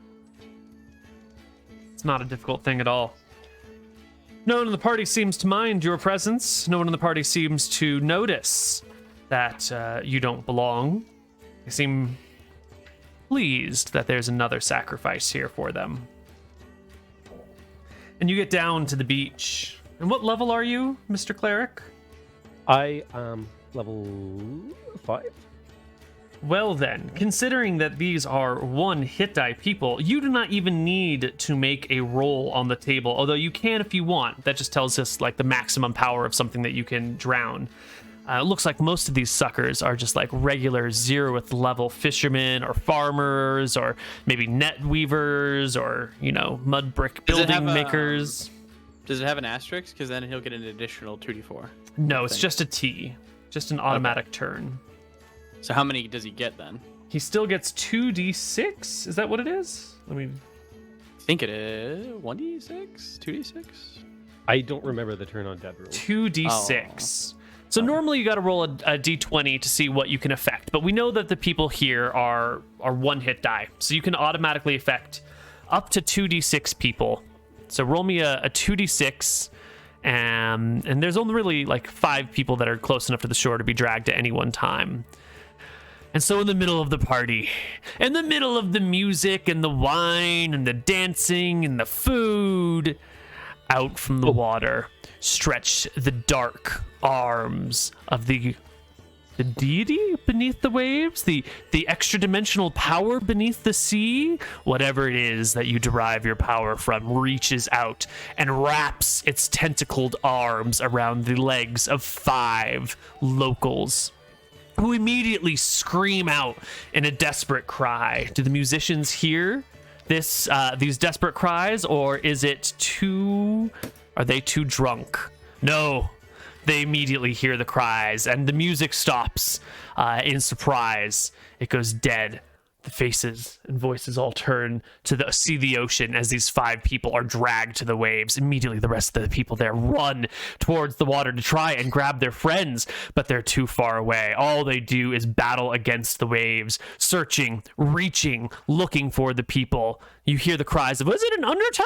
What was it? Was it a small tidal wave? Oh my God, no! But it's too late. The 5 people are dragged into the darkness of the night, into the salty sea, never to be seen from again.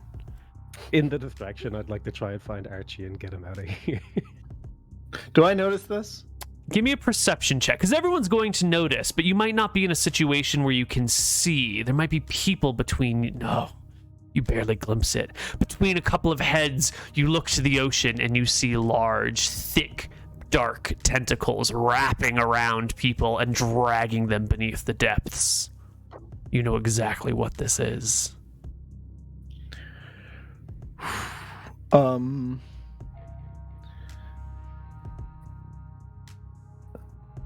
I will... Well, first of all, I will rub the necklace, the little pendant that Sail gave me. Because right now, the first thing I'm thinking is, holy shit, I recognize this.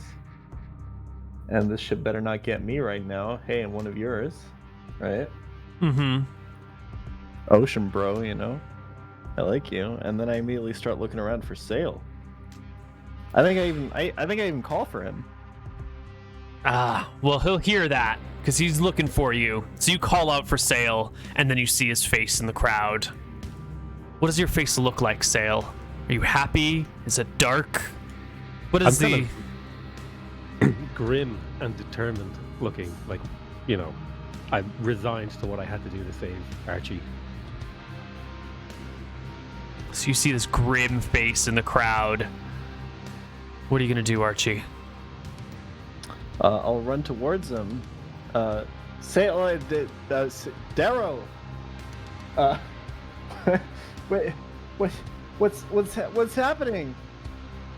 Archie, we have to go. This is some kind of cult. They were going to sacrifice you. We have to get out of here. It's it's not. It's. I don't think it's a cult. What? Like They're dancing around a fire at night, and they're bringing strangers in their midst, drinking strange drinks, Archie. This is very obviously a cult. we're just singing songs and getting drunk. We're just partying a little bit. I just wanted to have a little fun. These are nice people. Yeah, did what you are hear the doing? lyrics of the song? What They was talked about stepping on pirates. They think you're a pirate. That's who they sacrifice to their god. I think these people like pirates. I was talking to them about how awesome the pirate life is, and they were like, yeah, it's the you know. I was gonna tell them about the adventures of the Crimson Fist. It was gonna be awesome. Archie, did you drink something they gave you? I think you're under the effects of some kind of charm. We have to get out of here. I had like. I'll try to four- grab Archie's arm and like try to pull him out and run away with him. Mm-hmm. I'll offer Sale some of the drink that's left in my. This is some really good punch. You should try it. It's great. We're having a great time over here. Archie's really big and heavy, so I can't really pull him. I'm like, come on, Archie, we have to go. Come on, they're gonna figure it out. I look around. I see the chaos and the people being dragged into the sea. And at this point, this doesn't really seem like a fun party anymore. I'm gonna shrug, take the last sip out of my bowl, and I'm gonna bail. Right. Together, the two of you can escape down the shoreline. Nobody comes after you.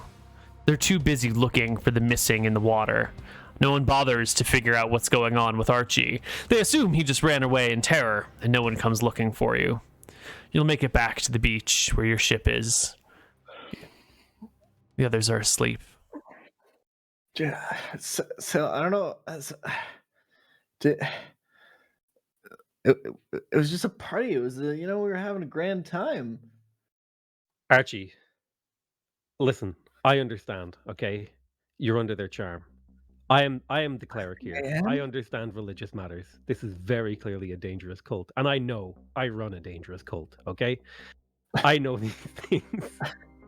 Archie's eyes will widen. He's like, I'm under a charm. Yes. Did you see the way those women were touching you? They were trying to ensnare you into their festival. Yeah, that did seem a little bit inappropriate. Nobody is that friendly with strangers. Surely. Yeah. No, you're now that I think about it, they were saying weird shit to me, those women too. Like, I just wanted to talk to them about punching and rowing, and they were saying some really out of I don't even. Yeah, maybe you're right. Maybe I am under.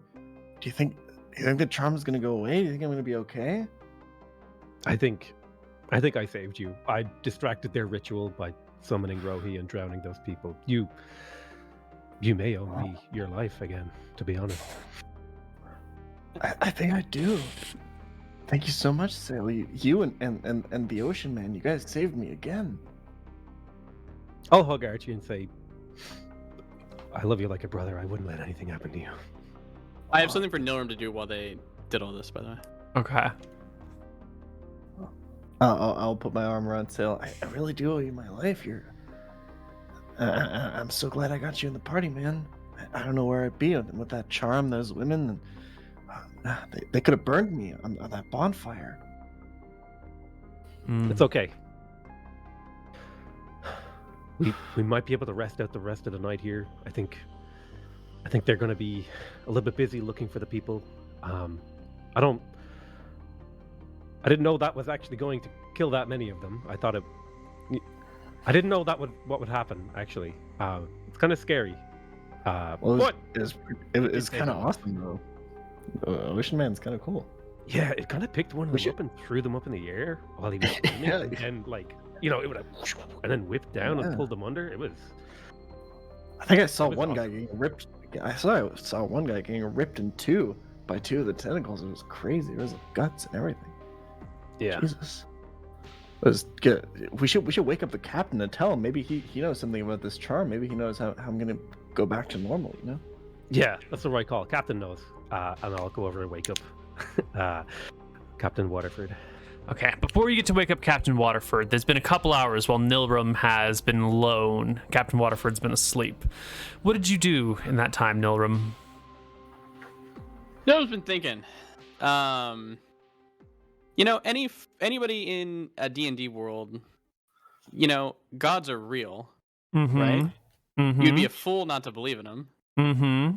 And you'd probably be a fool not to seek them out. So I'm going to kind of give you some help or some, I guess, leeway and choice here. Nilrum is seeing that there's a powerful god that they follow, the White Prince. So he follows a stair, correct? Mm-hmm.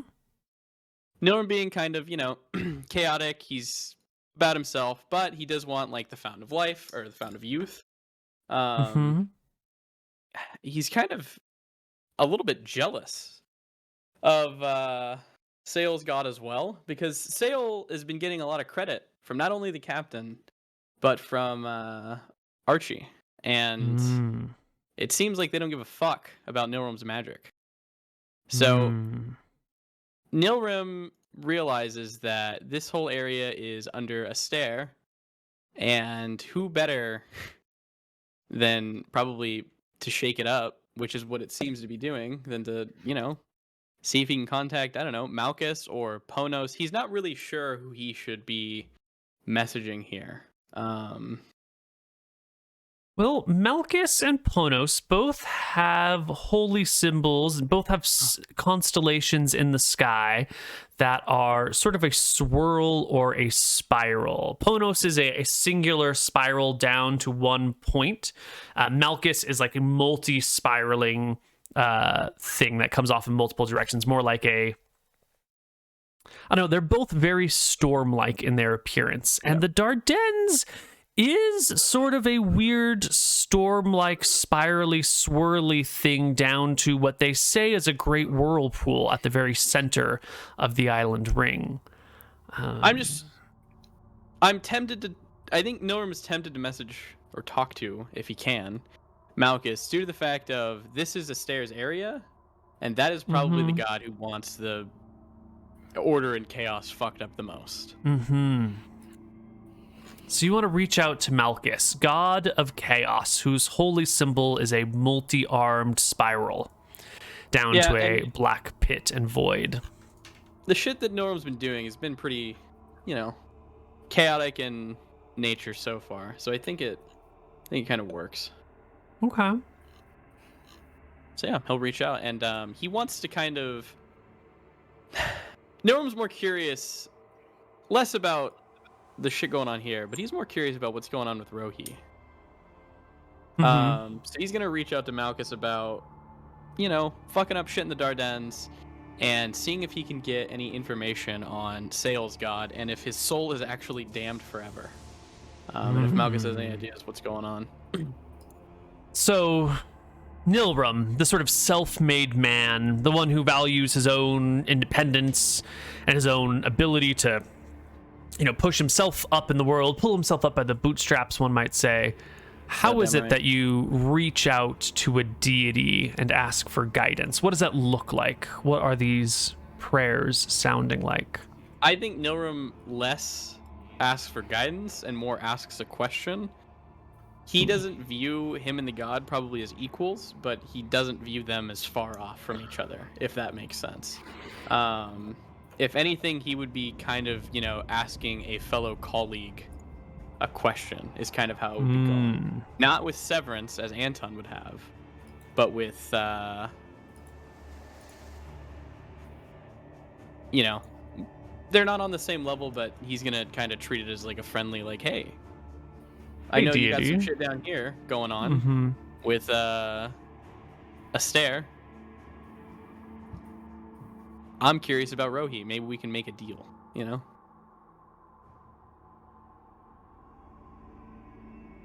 You use the name Rohi? In his prayer? In the prayer. Speak aloud? Yes. Yes. I don't think that all gods, if most, have omniscience. So Nilrum is probably pretty okay to do that. Okay.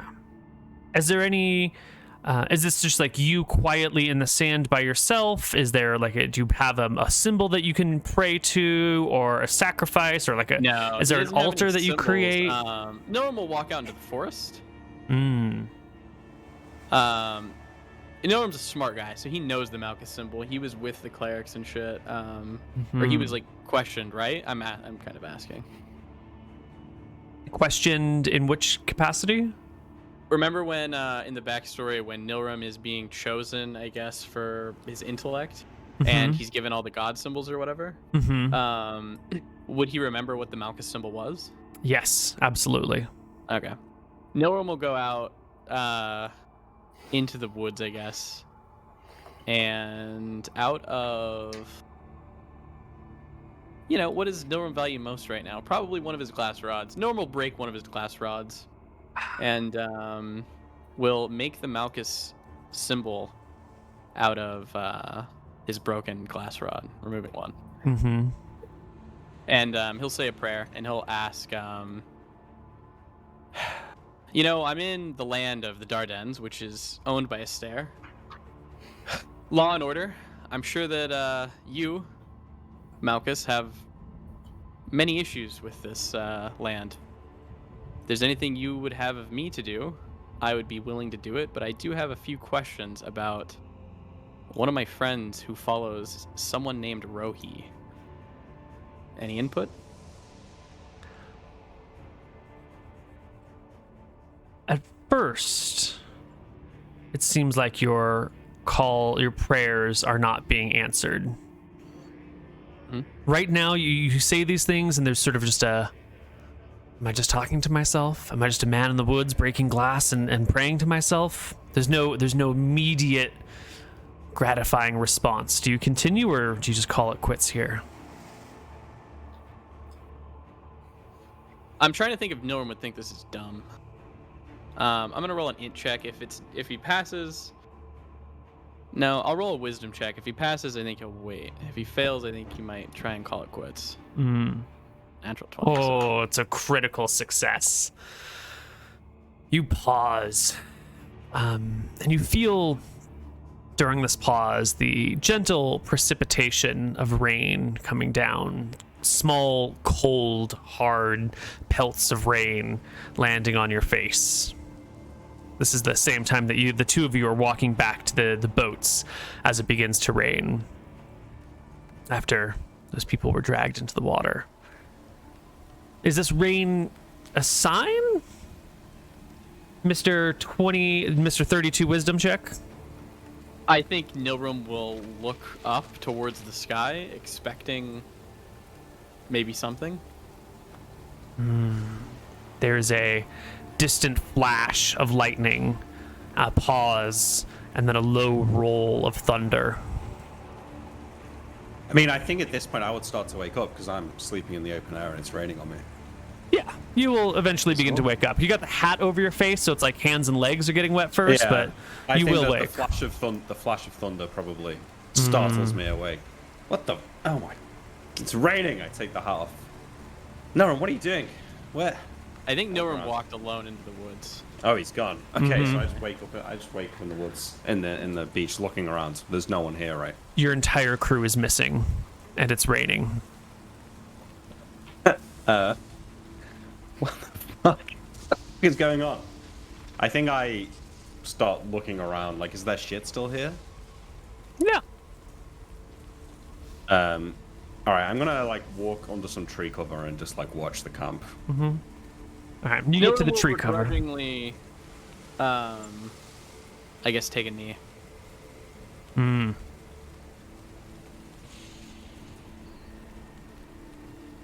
And from this kneed position in the rain that has started, the thunder in the background, he will ask the question again. Who is Rohi? the thunder and lightning will strike close to home now. Like, you can see the bolt land maybe a quarter mile out into sea, and the sound blows over you almost instantly, shaking the trees nearby.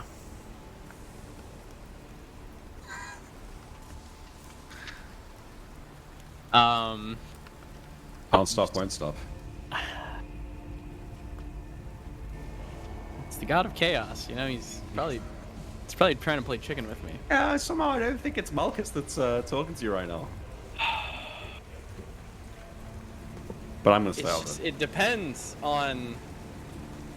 Rohi doesn't control the fucking weather. Okay, he's in the ocean. You know, I'll ask one more time. Praying to Malchus, okay? Not Rohi. What are the words? One more time. Say them. Malchus, I'm willing to do your bidding, which I assume is getting rid of a stare. But I need to know who my friend Sail serves. Who is Rohi? And with that, one final bolt of lightning will land at a tree just a few feet away from you, shattering it into pieces. And from the void that was the tree, as soon as your eyes begin to clear again and your ears begin to hear again, you see 4 giant brown bears rearing up on their back legs, standing at least 12 feet high, teeth and claws letting out a before they drop down and descend upon you. And here we will take our second break. See you guys on the other side. Okay. Hello everybody and welcome back to Tides of Death. There was a strike of lightning, a broken tree, and soon, in the shattered remains of it, you're staring down these 2 giant grizzly bears. 2 or 4? 4 giant grizzly bears. Thank you. I can't remember. Thank you. Initiative. Initiative. Black Yeah? bears and grizzly bears, same for our purposes here. Okay. Yes, I will need initiative between Oh, you wait. and the bears. Are they black bears? What do They look are like? grizzly bears.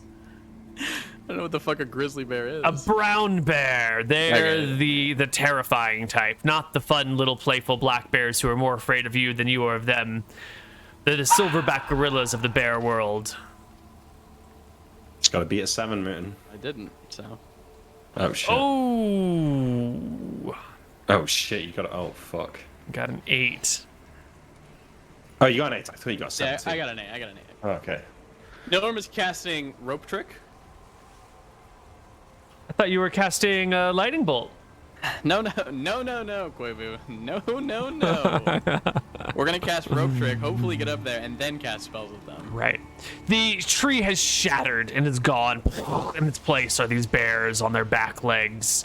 And the first one of the bears to come down tromps its way towards you and reaches out with a big, meaty paw.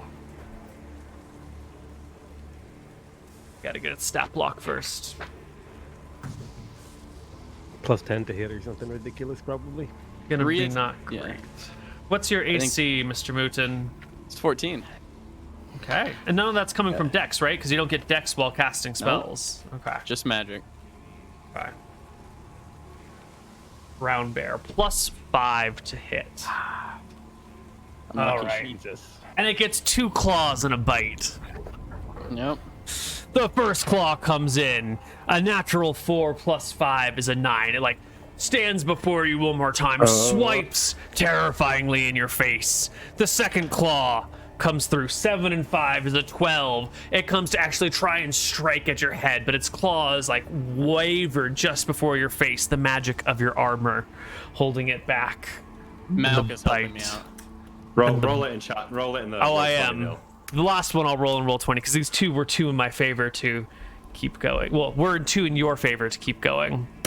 The bite comes down. Holy shit! The bear Oh, towers oh, over you. It brings its jaws to encompass your head and then like winces back as if some otherworldly force is holding it at bay.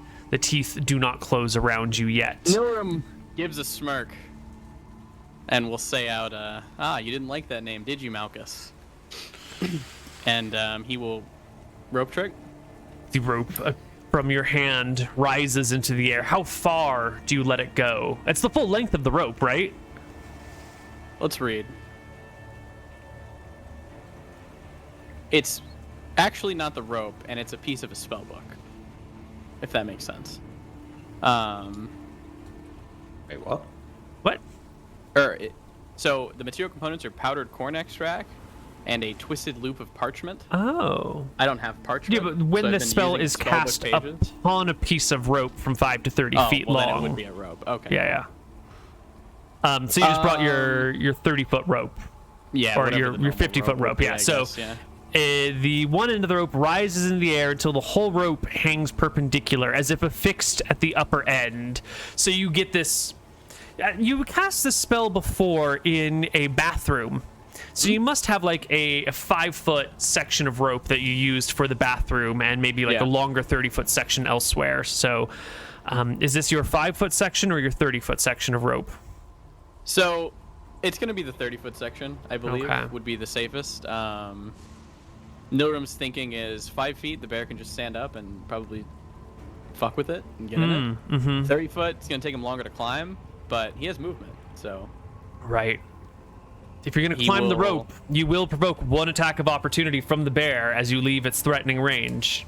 That's life. He will climb the rope. All right. The rope extends into the stormy skies above the canopy of the trees. The one bear still before you, the other bears holding back, just like clawing towards the air, letting out terrific roars. You scamper up the rope as quickly as you can. What's your strength, Nilrum? Out of curiosity. Nilrum isn't actually weak. It's 11. Oh, that's great. Yeah, you have no problem scampering up this rope. The bear will take one more claw attack as you leave its threatening range. Another swipe at your feet, catching maybe the heel of your boot, but not doing damage to you as you scamper into the rope trick 30 feet in the air. The other bears will take their... Ooh, I shouldn't put you on the GM layer. I'm sorry. The other bears will make their way to the spot where you were just a moment ago. They will come forward. How much do you know about bears, Nilrum? You're not like much of a nature person, are you? He's not like a super nature guy. If you want, I can make a check, but I don't think Nilrum knows like a fuckload about bears. We'll just leave it as is then.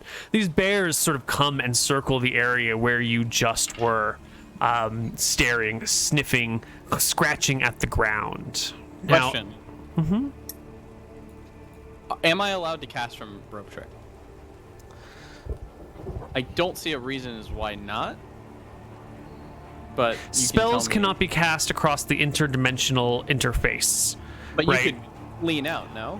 But I think you'd have to like be on your belly and laying down, and I don't know if you can cast spells while like laying down and hanging through an extra dimensional space. I feel like the spell casting rules mean you can't really move anywhere. You need your hands free. I think you have to be sort of standing and able to cast. Hear me out for this one.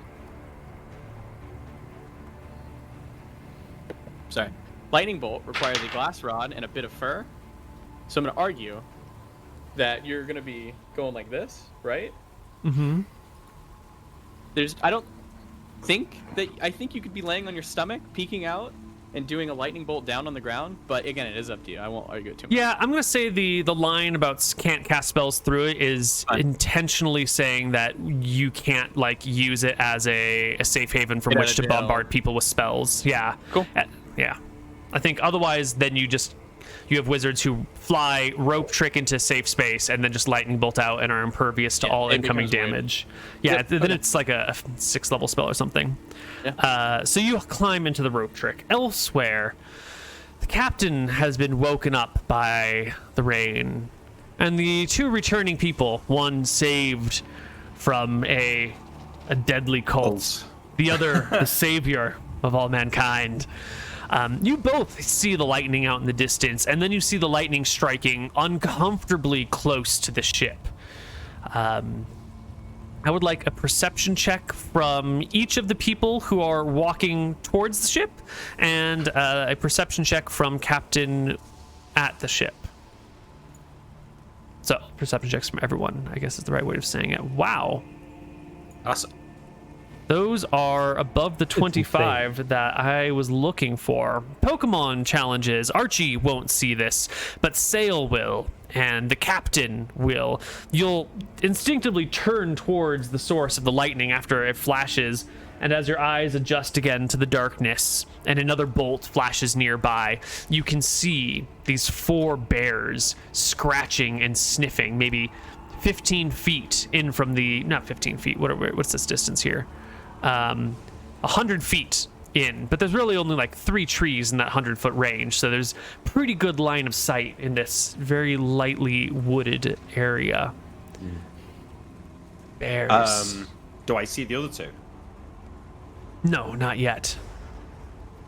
I think I'm like in the woods, sheltering from the rain, like under a tree. Yeah, you must be like right around here-ish then.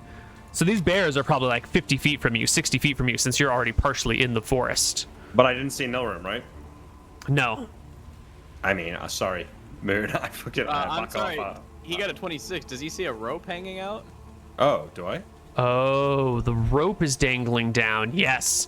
With a 26, you won't see Nilrim, but you'll see 4 bears and a rope in between the 4 bears stretching into the sky. Good call, Nilrim. Thank you. Run away and stay nice and safe. And now I've got to go and save your stupid fucking ass. Alright, so I put 2 and 2 together and realize I don't know what's going on, but I understand that that's probably Nilrim. Doing something stupid. What I'm going to do is... Alright, Neil, I start to walk towards the bears. I want to get to this tree here. In fact, no, this tree here. This tree here. I want to go up to it. I'm going to stand right by it, yeah. I want to make sure that I'm confident that I can climb this tree quickly. In fact, no, I climb the tree. I climb the tree. And then from here, I reach into my bag of stones. This is a fucking stupid idea. I throw a stone at this grizzly bear here and start shouting at it, "Hey, you stupid fucking bear!" Oof. I throw a stone at it. Sneak attack. Well, not sneak attack, but surprise. Surprise, yeah. Hurl a stone at the bear. Okay, I am a level 4 fighter with +2 to hit from Dex. Okay, so So I can +5 get to a hit. D20. Yeah, but And it's then- surprise, right? 2 for back attack, 1 for surprise. Okay, d20 +8. No, it should be +4 if I'm attacking from behind and it's Sure, surprise, all right, right? fine. 9. Yeah. D20 +9, okay, sure. Okay, cool. Okay, I get it. Everyone's rolling bad near this fucking I tree. think that hits, apparently. though. 11? You do impact the bear enough to get its attention, not enough to do any damage to the bear, but enough that the bear feels like a stone gently bounce off of its back hide. Yeah, it's a good job bears can't climb trees though, right? So, feeling pretty nice and safe. Similarly, Sail, as you look towards the sign of that flashed bolt, you will see these bears. You will see the rope dangling, and then you'll see this rock like bounce off of the bear, and the bear begin to turn, still on its or raising up to its hind legs, as the other 3 rut around on the ground nearby. Archie hasn't seen this, but you have. So I see a rope, I see 4 bears, and I see a rock bounce off one of the bears. Yeah. It's a weird sight in the middle of the woods at night.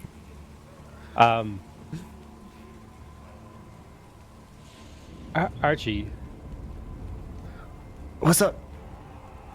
I think this island is weirder than we thought. There's 4 bears around a rope over there, and I think someone's throwing rocks at them. Bear. Now, I've seen huge lizards, dinosaurs. I've seen magic. I've seen tentacles come out of the water. I haven't seen anything as weird as a bear ever in my life. No, the weird part is they're circling a rope, Archie. A rope that goes nowhere. Isn't that like what Nilrim does? Oh yeah, Magic Man does do the rope. Yeah. Do you think he's up in there? Let's go check camp. I assume camp is only like a few feet away. Yeah, so you can make your way around the bears towards camp. It'll take you the round to like get over there and find the ship is empty. Captain Winters is missing. Nilrim is missing. The whole camp Where's the is monkey? Monkey's with me in the tree. Monkey's can I missing cast- too. Can I cast while we make our way around there? What would you like to cast? Just kind of preemptively, I'm going to Chaos Ward Archie in case a fight happens. Excellent. Okay, that's fine. What does that do? It just gives you +1 AC, basically. And ranged attacks might get redirected to the attacker. Nice. All right, let's go back to Nilrum. You've climbed up. You've escaped the bears. Is this the answer you were looking for, Nilrum? What does it mean? No, it's not. He's kind of pissed off too. He's gonna, he's gonna think to himself like, "You really busted my balls over this, Malchus. What's wrong? You didn't like the name? Are you afraid of something?" Come the growls from Big. below. Call Malchus an asswipe. No, he won't do that. Would you give me a perception check at disadvantage? It's very hard to see this thing that I want to see if you notice. Come on, Disadvantage though, right? At disadvantage. All right. Okay. Don't worry about it. It's cool. Nilrim is gonna poke his head out, and he'll say audibly. So, if you guys want to roll perception checks, you can. Do you think 4 bears is enough? What's he doing? What? He's just Captain Woodard. It's just like Greg with the dragon. Holy shit, just kill him, Neil. He deserves it. You're Just have 40 him bears drag. Just have feet him drag him away. out.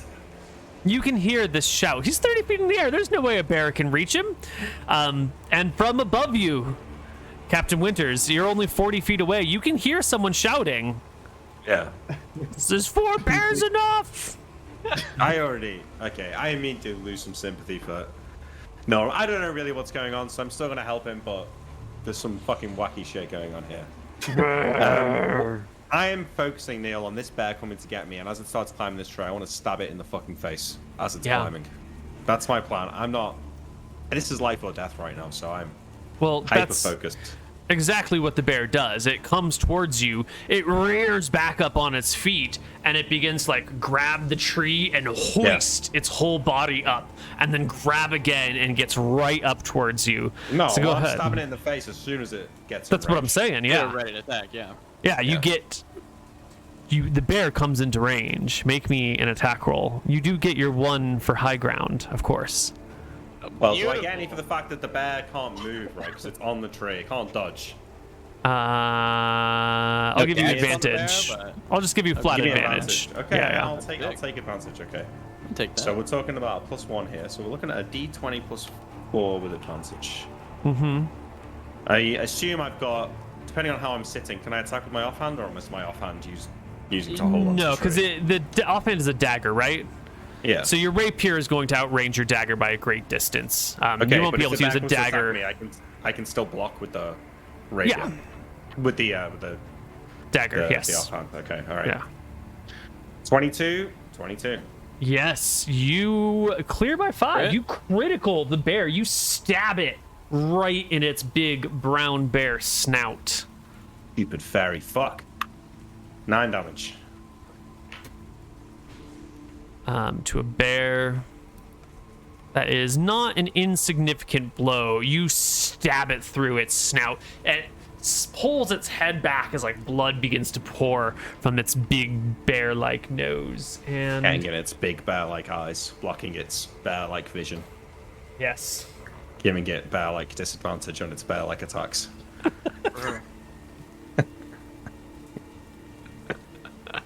Is there any chance that this guy falls off the tree after being stabbed in the face while climbing? you did do about a third of its hit points in damage. There's some rules for that, probably, right? No, not con check. Maybe That's a If you're con check, climbing walls, check? you might have to make various checks to be knocked off or not. But he's got claws, so even if the bear like loses his focus, the claws will still hold on to the tree. So he's not going to fall. You might get the bear to retreat in anger or like in fear, but brown bears are highly aggressive creatures. Swear to Highly. God. I swear to God, if my character dies, I'm gonna be so fucking mad, Moon.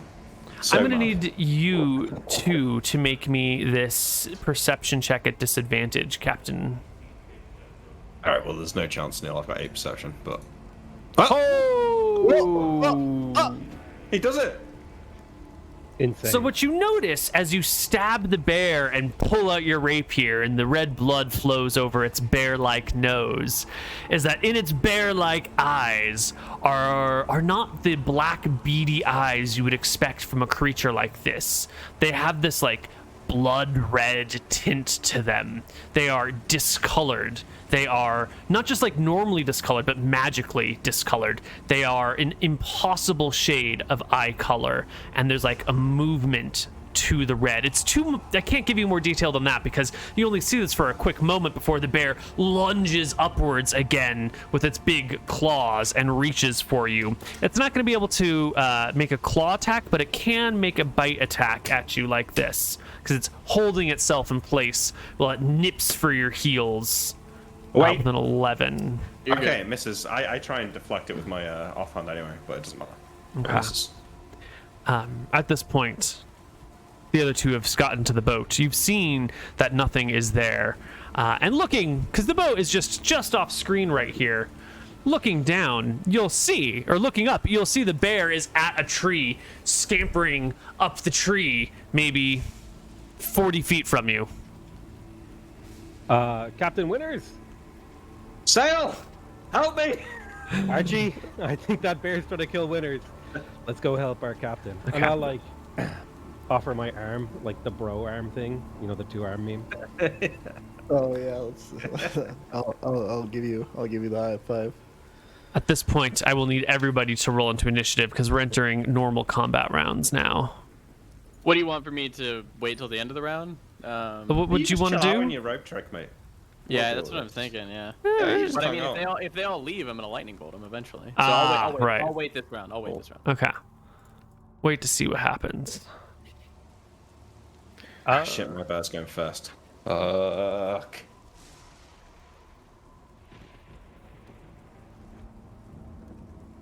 I can't find the button for the thing I want to press. There. Oh, Kristen, yeah, count on that's a Archie. full 1-round initiative casting time. Oh, so yeah, you're just yeah, going to go that's right. last. Perfect. That's right. That's right. Okay. They're still gonna get the bless though. He would know this, right? Or no? Let's see. Uttering bless, the caster raises the morale of friendly creatures. Oh, I'm trying to curse them. Oh, you're, okay, okay. you're cursing the bears, Oh. right? Thank you. Second use this. So yeah, they have to just not be in combat, melee combat. So this bear that's fighting Captain Winters won't be affected, but these ones back here will be. But it's also a 50-foot cube, so you couldn't have hit. Oh, you could maybe have. All right, it's fine. You'll hit the bears. The I three in just the back. assumed that they wouldn't get to Archie this round. They have like 70 foot of movement. We'll see. We will Okay. see.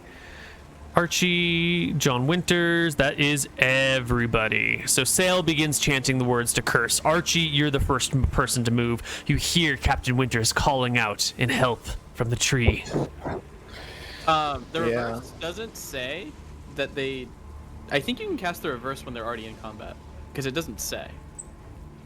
It just says it gives -1 to morale and attack rolls, but you can rule that how you want. Yeah, I'm going to say that That's fine. it's the same application. Okay. How high up is the bear that's attacking Winters? His hind legs are maybe 5 feet off the ground, so if you were standing behind him, you'd have like a big bear-like butt in your face. Let's see. Punching bag. Yeah. How do you punch a bear to death? I guess we're about to find out. I'll run up to the bear. I probably can't pull it down. There's no fucking way. Yeah, I'm just gonna punch at it and try to jump at it and try to punch its spine. All right, you give a Is that a leap charge? and a no, the tree's in the way. He's gonna have to come up and assess the situation and then make his attack. You give a big swing, whoosh, and your blow connects with the bear's ribs and back. It is a lot roll. of damage as you can hear and feel the breaking of the bear's ribs under the weight of your fist. Your Oh, offhand. yeah, I love you. Punch number 2. Boom. connects with the bear again, and the bear lets go of its grip and slides back to the ground. Get off my captain. The bear launches itself at you with a full flurry of brown bear attacks.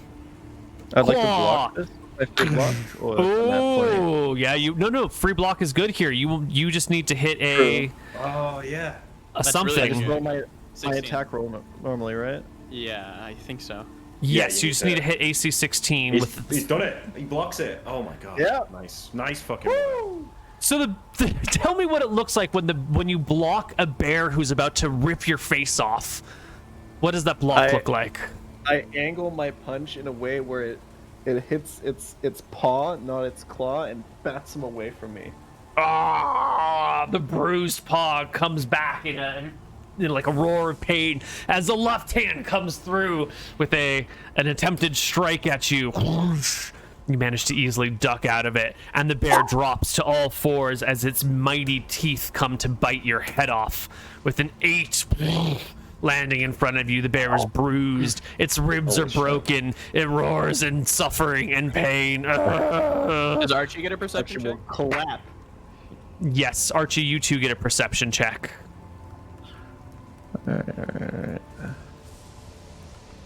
And you see the bear's eyes. They're not black and beady. They're red, and they're moving. There's like an unnatural aura around this bear. You can see it in its face. There's something unusual. The other Neil, you know bears when- over here Wait, have wait, not... wait. You know when the bear fell out the tree, would I not get an attack opportunity? Ooh. Force? Forced movement, falling movement doesn't provoke attacks of opportunity. Only the I'm stepping away, like we're sparring and I walk away from you. But if you're falling, it all happens too quickly. Yeah. Okay. Yeah. The other 3 bears over here are not concerned with Captain Winters in any way, shape, or form. 2 of them are pawing at the ground at Nilrum, while the third one reaches up onto its hind legs and tries to grab at the rope. It can't climb the rope. The rope can't support the bear's weight. But the bear, in its effort to just bat around the rope, does shred it at I don't know how tall a grizzly bear is when it's standing, maybe 14 feet tall or something. And it will break the rope, dropping it down. So you'll have a 15-foot section of rope and you're 30 feet in the air. Eventually, Captain Winters' turn rolls around. You know what I'm doing, Neil, don't you? You're going to pancake it. I am jumping out the tree onto the back of the bear and killing it. With both attacks at once. First of all, rapier in the back, and then when I land on it, stab my dagger into its side. Okay, so I'm taking high ground. In fact, I think I should get charge on this. Really, You are not moving 30 feet. I know, but I'm falling out of the tree. I'll give you a +2 for back attacks. It's the same as charge. Okay, I'll Any take. fall damage? That's better. Let's see if he lands on the bear or not on the bear. Come on. Okay, Nick. wait. Is it just attack roll to land on the bear? Yeah. Okay, so 2 for back attack, 1 for high ground, right? Yeah. Okay. Sure. Rapier first, then Yeah. offhand. 24 Oh. and a 9. So the rapier runs right through the bear and sort of awkwardly moves your fall because you do crit the bear with a natural 18. And so roll me damage. It is enough to slay the bear as the rapier goes through its spinal cord right at the base of its neck. You land thud heavy on the bear and can rip out your rapier as Sail's curse goes off. What is the curse, Sail? Have I noticed that bears have any influence of another being?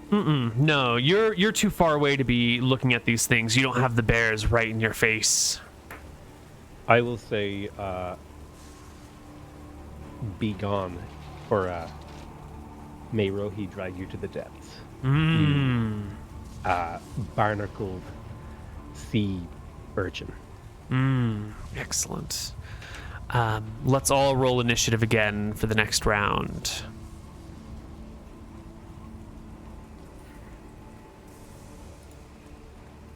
You know, Nilrum's he's happy with what's going on. You know, his crew's finally helping him out.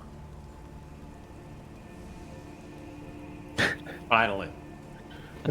Finally, you're the center of attention, Lauren. You've How done did it. know I'm getting this situation? How could this happen to him, dude? I don't know. Yeah, it's unforeseen. Unlucky. 4 bears just run out at him? Bad luck. Yeah. Bad luck, man. All right. So here's our initiative. Captain Winters, you land on the bear. It's dead before you. I'd like to high five Captain Yeah. Winters for taking out the bear together. Yeah, I pull my rapier out the bear, like I sheathe my dagger, and I go to Archie for a high five. And then I turn back and say, "All right, let's save his ass again." We could just leave him there. It'd be pretty funny. Yeah, as much as he probably deserves it. Where else am I going to find another wizard? So I think, Neil, what I will do is, like, I want to ready. I don't really want to charge into the bears, but I think what I'm going to do is wait for Archie's initiative, and then we'll go in together at the same time. Yeah, is that okay? That's totally fine. Yeah. Yeah. This bear over here is still looking for Nilrum, still oblivious to the new people who have entered the field. Archie can take a turn, though. And then the two of you together? Yeah. Yeah. So I point at this bear here. Yeah, I'll run at him and fucking charge him. The two of you run to the Running bear. head first into 3 bears. Holy shit. Flank attack? Yeah, I'll give you a +1 for the flank. It's not quite far enough for a proper charge. With the rain and the muddy ground being developed here, a charge wouldn't really work anyway. Whoosh, whoosh. Your rapier goes wide. Your dagger just hits fur, but to no avail. Archie. Let Archie handle it, Nick. Yeah. Oh, whoops, that's initiative. Sorry. It cracks to the bear's skull. Somehow Archie does it again. Oh my god. This Teeth man is go an absolute flying. monster. When you beat dinosaurs to death, what's a bear, really? Second fantastic blow. The bear stumbles under the impact, under the fury of the crimson fists. Ugh. And that's when the other bear, the one that shredded the rope, takes notice to these things and comes over here to eat Mr. Archie himself. 1d d20 plus 5 -1 from the curse, and you get a block. You need a 16 or better. Ooh, it is a miss. The bear will claw you for 6 points of damage as it rips open your fleshy hide. Its left claw comes out as well with a 10 plus 5 is 15, is not quite your AC. And its bite, a natural 18 plus 5 is a 23, will not just hit you, it will crit you. So it gets like one claw across your chest, the other misses, and then it does sink its big bear teeth into you for 2d8 damage. 6 plus 4 is 10 points of damage, and I think that might even break your armor spell. Excellent. His armor is broken. Excellent. Your AC drops dramatically. The next bear, the one that you both punched and attacked, turns to face you. Did he find me, this bear, or can I draw his attention? Or is he just killing Archie? No, I think the bears, you know, there's two of you, there's 2 bears, it's going for you. Yeah. Okay. Yeah. And it too will claw at you. Wait. Before you roll anything, I'm using my block on its bite. Got you. It claws for a 9 and 5 is 14. Nope. Second claw, 13 and 5 for 18. That hits. It's 5 points of damage. And the bite, which you attempt to block, which is a 17 and 5, a 22.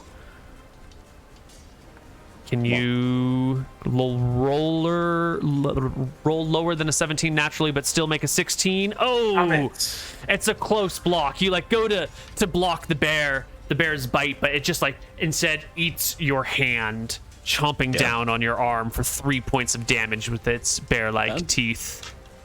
Sail. Things are looking very bad. bro. I am going to. My intention was to charge forward and attack the closest bear, which I think is this guy. That's it. So I'll make my way forward and attack. You can come to the other side of the tree, get a good angle on the bear's flank for another +1 to hit. So an extra +1 on top of this. Oh my Oh, god. it's a natural 1. Nick, why is it a natural 1? Why would I know? Thanks. Do you mean? The I natural was, one I was because he asking ran you out too. to attack the bear, and he tripped on a small little log. It's a fumble. You trip over the roots of the tree just as you get to the bear. You plant yourself in the mud and manage to pull yourself up. No one has seen it. It's fine. Your honor is intact, but you are muddy from head to toe. And that's when this bear down here that everyone thought was dead, like slumped to its side, sort of like gets itself back up to its feet. What the fuck? It claws at you for a 14, for a 20, and takes a bite for a 15. I mean, the back attack, right? This is including +2 for back attack. So the 20 Yeah. will claw you. My back AC is 14. Oh. So they all that- hit. They all hit. The first claw is 4 damage. The second claw is 6 damage. And the bite is 3 damage. Captain Winters, double teamed by brown bears, is quickly dragged into the mud, beaten bloody and dying. Initiative. Nilram, what are you doing this round? Yeah, well, I gotta do something, Nick. Or, Yeah, no shit. Nick? Have I noticed that the bear's eyes are red yet? Oh yeah, give me that perception check now that you're up and amongst them. My perception is actually just a dumb stat. Like, Yeah, you see that like red in the bear's eyes that's like slowly turning. and as a cleric, do I see any insight as to what, like, is it religious? Is there?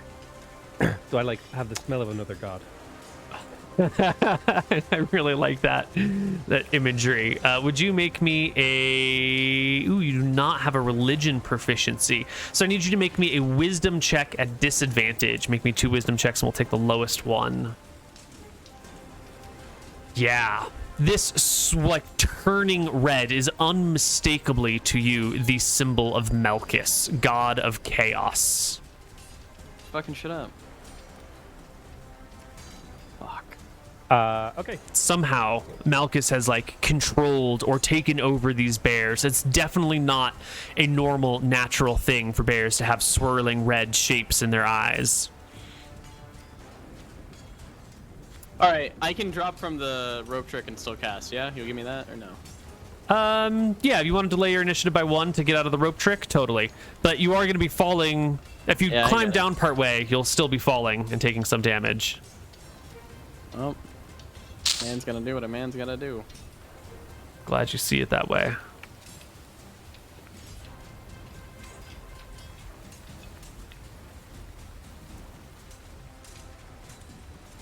Okay.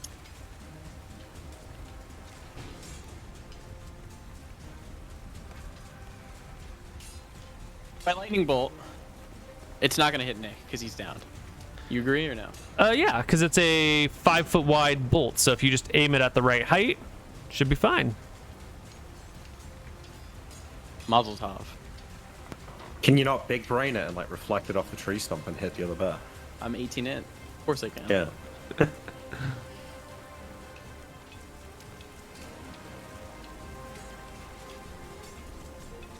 Okay. And sorry, I'm just fixing something over here. Oh, true. Archie should have more AC because of Chaos Word, right? Doesn't it give him... Oh, Ooh, +1. yes. +1 in melee. How much? It's +1 against melee attack, +2 against ranged. Does it affect or anything, magical. Koibu? I don't remember the attacks that hit Archie. No, the attacks all hit him and then broke his armor. But there was a crit, right? Would it have crit? It was Ooh. your AC was 18 before the crit, right? Would have been 19 now. Yeah. Yeah, so that wouldn't have crit you. But I don't remember what the damage rolls on the crit were, so we're just gonna have to leave it be. It was 6 and 4.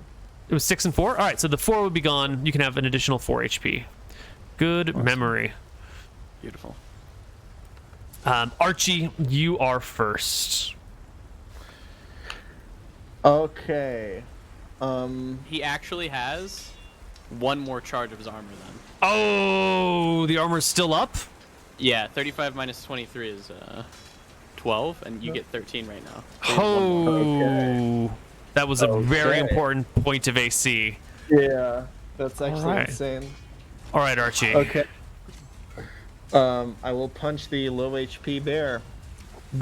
Which is this the low HP bear or is this the low HP bear?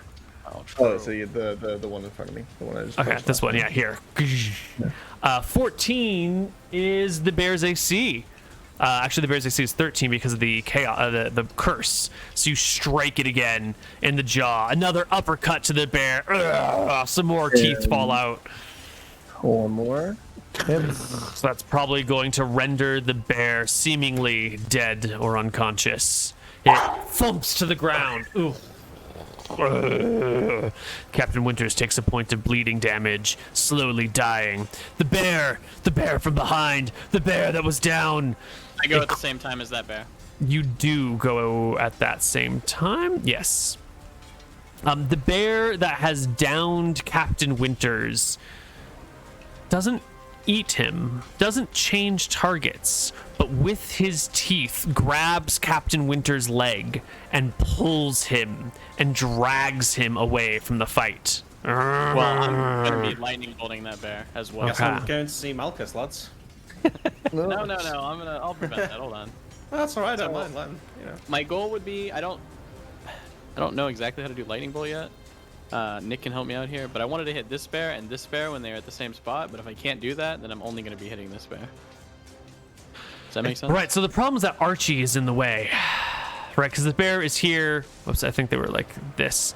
Archie is directly between you and the bear. There's no way you can hit this bear without hitting Archie. Can, I can hit this one. Off the tree, maybe. I reflect it? 18 intelligence, Nick. Or Koibu. Yeah. You want to bounce the bolt off the tree into the bear. You got to do some like crazy geometry on the fly. I think there's a mathematics proficiency. Do you have the mathematics proficiency? They can make I an do inch not. check at half inch. But Yeah. I'm a fucking genius. You are a fucking genius. You've never studied geometry, but you're going to try and do it on the fly anyway. Give me an int check at half your int. It's a hard thing to do in the middle of the rainstorm. Oh, it's not going to work. Let's see. 18 is close to 21. It's not like a crit fail, so you don't misjudge it, but you do make the judgment that with these lighting conditions and with this short of time, you're not going to be able to arc it properly off that tree. So go ahead and pick any target you want. Okay, I'm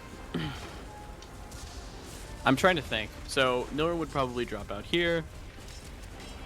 Oh, wait a minute. I think I lied to you. Lightning bolt allows you to start the bolt at a distance away from you. It must come from you, but you could start the bolt on the other side of Archie. Like you could have it created from there and then rip through the bear.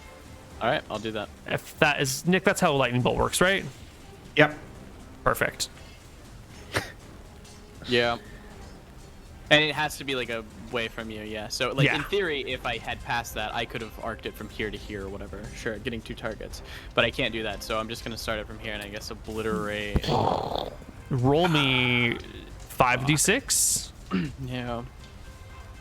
as the bear grabs Captain Winter's leg, picks it up, begins to drag him away, and then the bear is just exploded by the lightning, sending viscera and blood showering Not the happy place. about that. Doesn't need to make a save. It is just dead. Sail. So, what do you think about the blood explosion? Sorry? What do you think about the blood explosion that just occurred? The bear just like exploded into blood. Yeah. Yeah. I mean, there's another bolt of lightning, another clap of thunder, and then the bear explodes, showering you with blood from the other side of the tree. I think that's probably spooky enough to make Sale go a little nuts in the heat of battle. That's like gonna freak him out a little. Does he taste a little bit of the blood? Yeah, he's kind of like just kind of licks his lips. What the fuck are those, Koibu? Appearing from the north side of the map are two humanoid-like creatures, feminine in appearance, with a skin tone of like an olive green, or not an olive green, like a light green, like a mossy green skin tone, and hair that intertwines with branches and horns, making it very difficult to distinguish what the hell these things are. A pair of them Check. appear. True, hotness check. –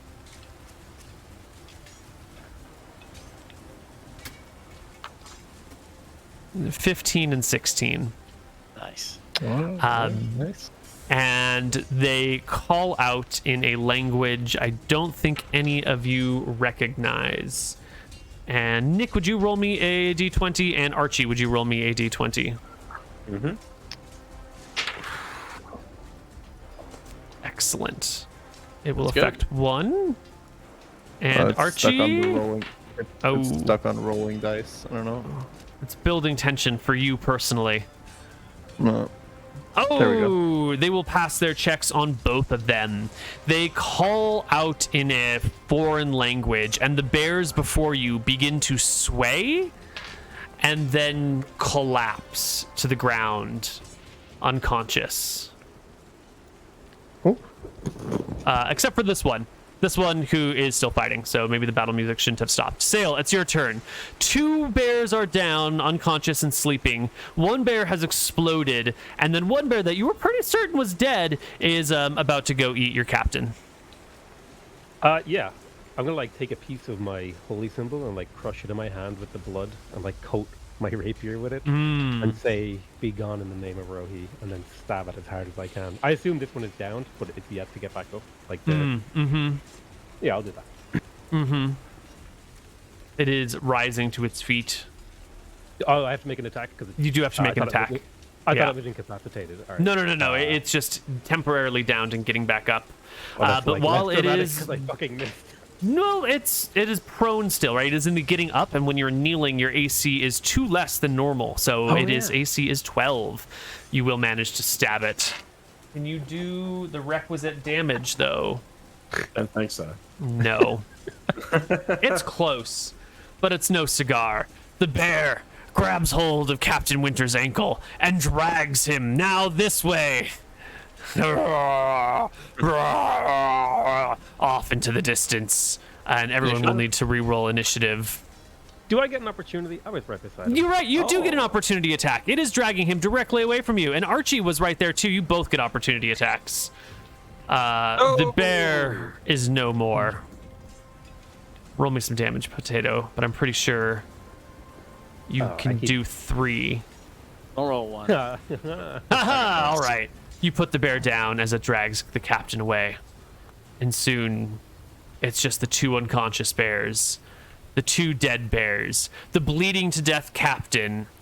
The Crimson will run Fist over himself. to the captain and use his healing salve on him, saying that he's sorry, which is something very unbecoming of Milram. Yeah. Wow. And I'm gonna use If all. only I was awake to hear it. I'm gonna use all 9. I mean, Milram will use his entire healing salve on the captain. Wow. Was the captain hurt last round? Could I get a healing check to attempt to like patch one of his wounds? I did take 1 damage last round. No, he took a bleeding damage. No, it's too late for that. Okay. Okay. And that's when your attention turns to the newcomers. All right, They- wait. So I've been healed for 9. It takes right? time though. It will take Yeah, time. okay. You're Yeah, unconscious presently. I'm going up to 6. I'm just going to put myself on 6 so I remember. Sure. But I'll mark I'm unconscious. Standing sort of before you are these 2 creatures with long, pointed, and firm ears, sort of hair that stands sort of spiky and almost like a punk way, but intertwined with it are some horns and some flowers. There's some bluebells and some, what do you call those things? Daisies mixed in there. They almost look like they're growing out of their head, but they must just be like placed in there gently. They have thin, silky clothes and light mossy green colored skin, dark forest green hair. One of them carries a bow and a quiver of arrows at its side. The other has no weapons on them, and they look towards you somewhat concerned. Give him a wave. I give him a little. I'll say, See, take out that captain's bear? down. Do you have any healing magics?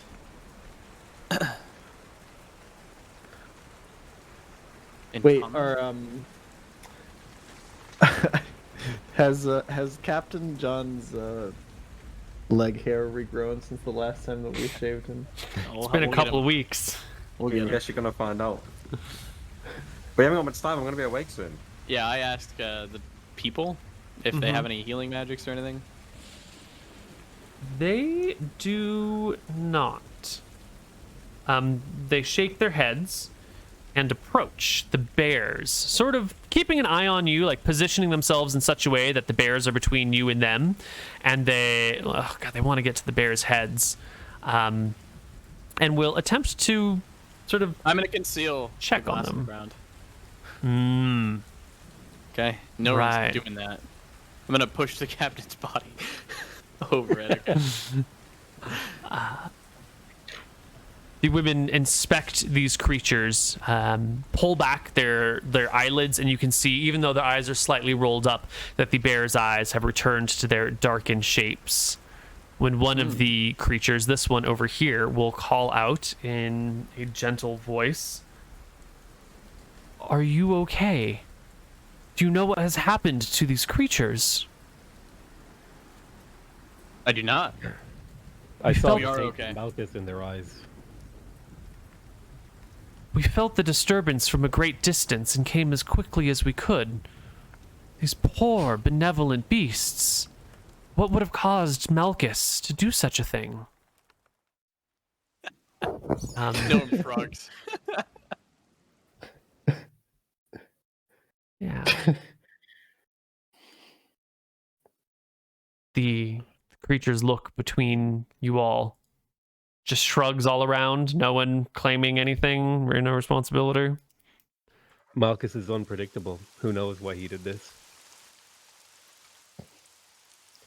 Archie has no fucking idea who Malachus is. He was so confused. He's like looking around to see if he can like see him. One of the creatures approaches this tree and places a hand on the tree and begins to cast chant some words. He'll cough a little bit. After he sees her casting, I think I might have known what happened. In my foolishness, I was reaching out to Malchus to ask him a question, and it seems that he was not keen on me speaking with him. This one continues to speak the words to the spell. This other one will pipe up, saying, "For Malchus to reach down and control these gentle creatures so quickly and immediately, you must have driven him to great wrath. What could you have said to that deity to make them reach out, put their hand upon the world, and steal away the minds of these noble monsters?" I guess I just have a knack for pissing people off. And he'll scratch his head. You really do, Nilrim. You really do. Avoiding the question. Will every conscious person present please make me Thank you. an intelligence or charisma check, your pick. Both of them are acceptable to me. So Nilrum This is is the only. Go ahead. If this is a spell, by the way, I think Yan gets Chaos Ward resistance to it unless it's non-targeted. Good point. Take that into account. Nilram, you're taking a look at these creatures. You're a well-read man. You lived in the House of a Mage for a long time. You've read the things that are there. You are pretty certain these are dryads. And what you would have read about dryads is that dryads are beautiful, intelligent tree spirits. They are as elusive as they are alluring. However, dryads are rarely seen unless taken by surprise or they wish to be spotted. We don't need to go into that. Their complexion and hair color changes with the seasons, presenting the sprite with a natural camouflage. Blah, blah, blah. This enables her to blend with the falling leaves of autumn. Blah, blah, blah. Blah, blah, blah. Dryads often appear clothed in loose, simple garments. They wear clothing that is the color of the oak grove. Blah, blah, blah. They're shy, non-violent creatures. They rarely carry weapons, but sometimes carry knives as a tool. Let's see, what was your int check? 31? Okay, I'll give you plenty of the details. You know that they are rumored to have the power to charm people. And it has been known that sometimes dryads will charm a person who will disappear into the woods with them, never to be seen from again. So even though they are nature spirits, they can be, like all fey creatures, tricksy, charming, and dangerous in ways that are unknown. Let's see. They have the ability to move between trees. They can walk through one tree and out through another. They can also speak with plants, which is what that other one must be doing as she touches the tree and speaks with it. Some legends claim that dryads are the animated souls of very old oak trees, but your wizard mentor was sort of poo-pooing on those ideas. Let's see. They're usually solitary, but sometimes you might encounter up to 6 in one place. It's fairly rare. These tree spirits realize that humans and most demi-humans fear them for their ability to charm, so dryads only deal with strangers on rare occasions. When approached carefully, however, they have been known to aid people who are in a time of need or distress. A great source of information if you can be friends with them, because they know a great deal about the area in which they live, and they are staunch protectors of the forest and groves in which they reside. Any action that harms the area, especially the plant life, is met with little tolerance from these fey folk. Okay. I'll call out. It's most unusual for a god, even Malchus, to touch these creatures, as you said. Have you ever seen it before?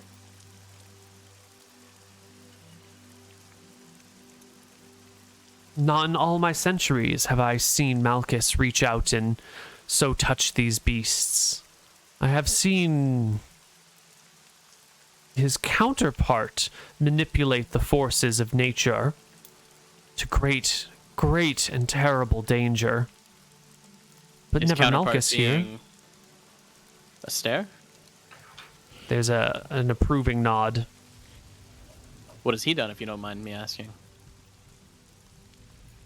The island east of here, once lush and overgrown, now uninhabitable. For what reason?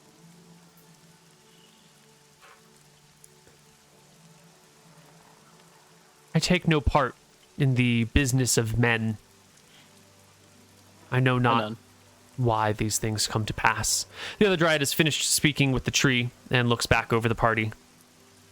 She pissed or she's chill? She's chill for the time being. Okay.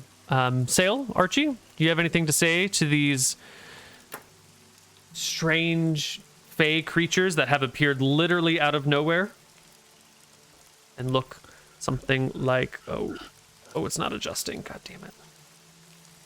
I'll get you a picture of them, Zone.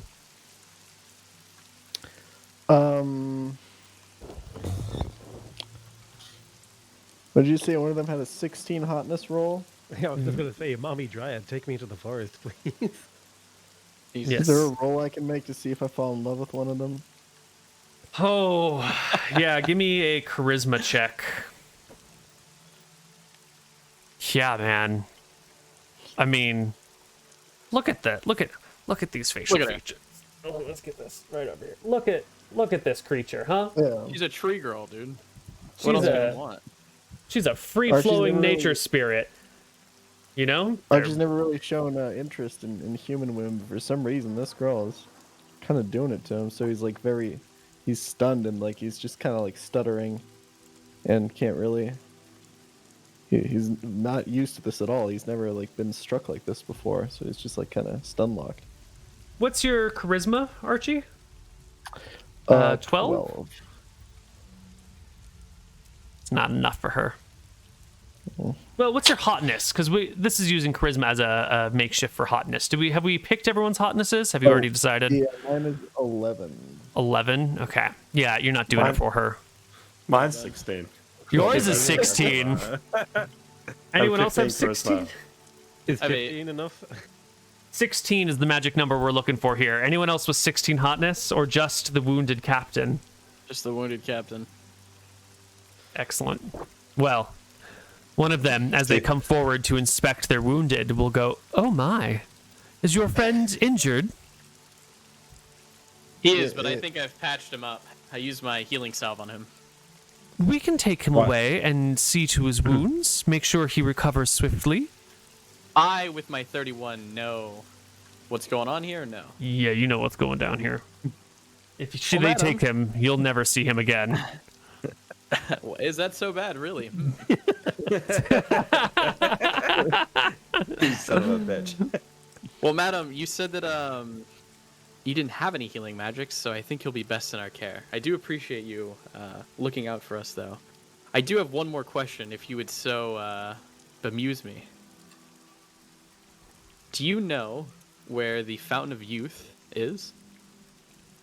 Have you heard of it? I heard it's here in the Dardanelles.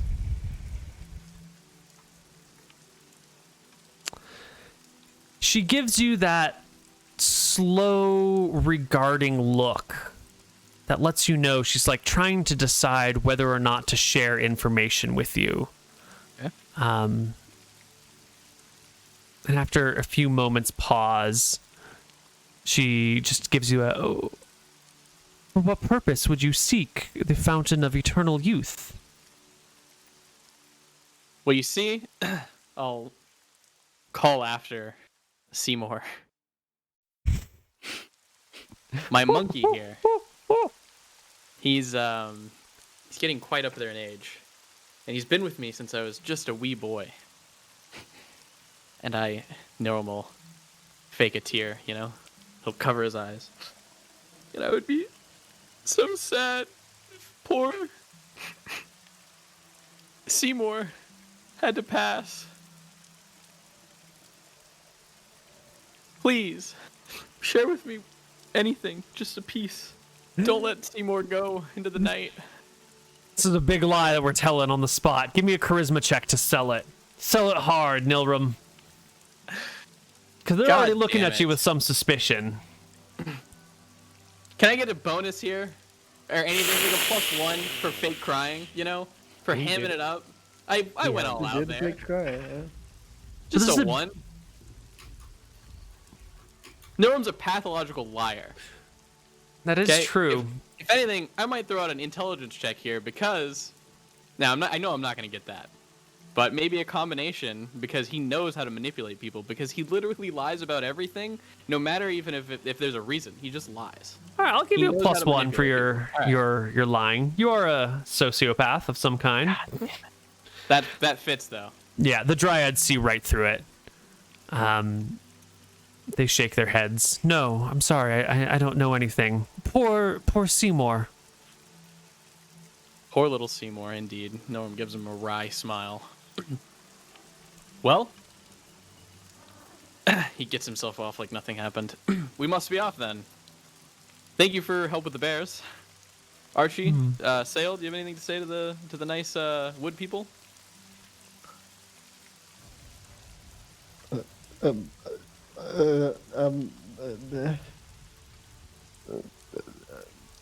I give him a nod on the back. What about you, Sale?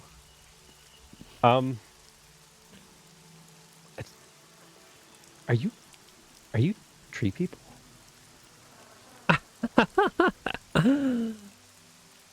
Sure, you could call us that, they say, as this one will like step over the bear and just walk into the actual tree here and just vanish, like takes a foot and walks through the tree as if it's not there and is Before this gone. one leaves, Norm will say, "My master always said that you guys were descendants of trees. He always made fun of it. Is it true?" No. I knew it. And she disappears into this tree as well, leaving the unconscious grizzly bears, who are now no longer swirling with the chaos of Malchus, but are still angry, unconscious grizzly bears. Captain will wake up around now. I'm taking the eyeball of this bear and this bear. Or Nice. this bear. I'm taking his eyeballs. Great, yeah. I think my hand goes instinctively to my wounds and pulls back to find the healing salve. I open my eyes. What do I see? Has anyone pull up. crouched over me or? Yeah, I'm crouched over you with a dagger. Oh, Captain, we were just about to shave your legs. Good to see you woken up. What? The bears, they dead? Asleep. Let's get out of here quickly before they wake up, and I'll help you out. Captain, there was the most wonderful girl. You can't. That's true. You did miss her. Them, Captain. I give a Else. wink to Archie. They are Right. bears, Archie. I think we're gonna Just, start walking away. I know you're built like one, but that doesn't mean you can have romantic intentions towards a bear. Give me a hand. I give my hand to Archie to pull me up. We'll pull you up. Ugh. Fuck. God, They're that only stings. sleeping, Captain. So we should probably get out of here. Wait. I look over my shoulder to see the two bears. Okay, let's fucking go. Archie, what's with the dumb look on your face? Let's go. There were tree girls. They were. You don't understand, Captain.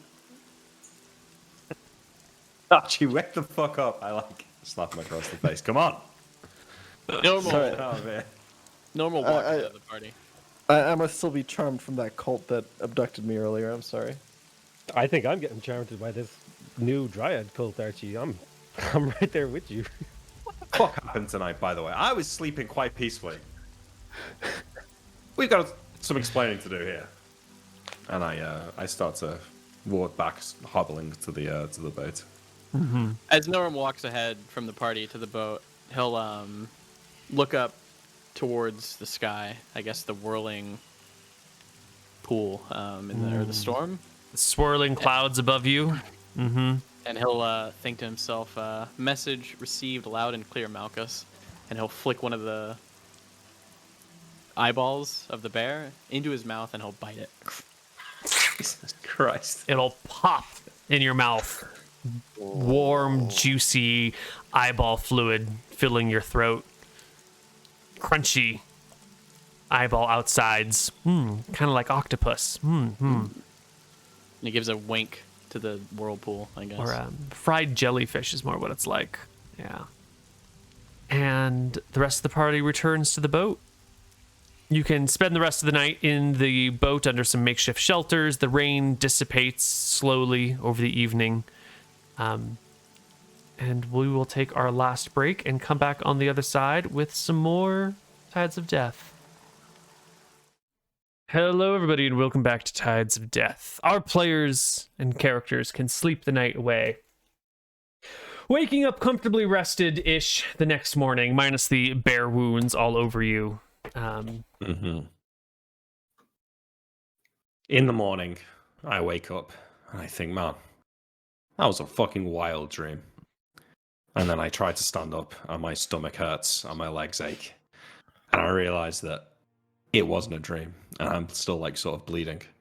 I think I'm first awake, right? And I look around at the party and I look over the three of them and then I think, wait, did Sale say something about a cult? And what was going on with those bears' eyes? And something about tree wound? What the fuck? And I just like clap my hands. Oi! All right, wake up, everyone. Get up. Time to go. And I'm sleeping around. I go over and I like sort of kick Sail awake and like kick Norum awake, and then I crouch down next to Archie and sort of gently shake him awake. Since he saves my ass every time. What the fuck happened last night? Well, I think Fucking bears, man. They just came up on me. I'm unlucky. Beautiful, Unlucky. beautiful tree girls.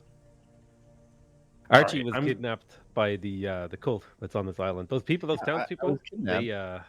they charmed him. They took him in the Evil night, cult. and I saved him. The I, Ocean Man, the guy whose name we can't say. Yep. I think 5 of them were pulled into the water, which was enough of a distraction for me to get Archie out of there. You guys wouldn't wake up, but I had to go save Archie. I thought there was something suspicious happening.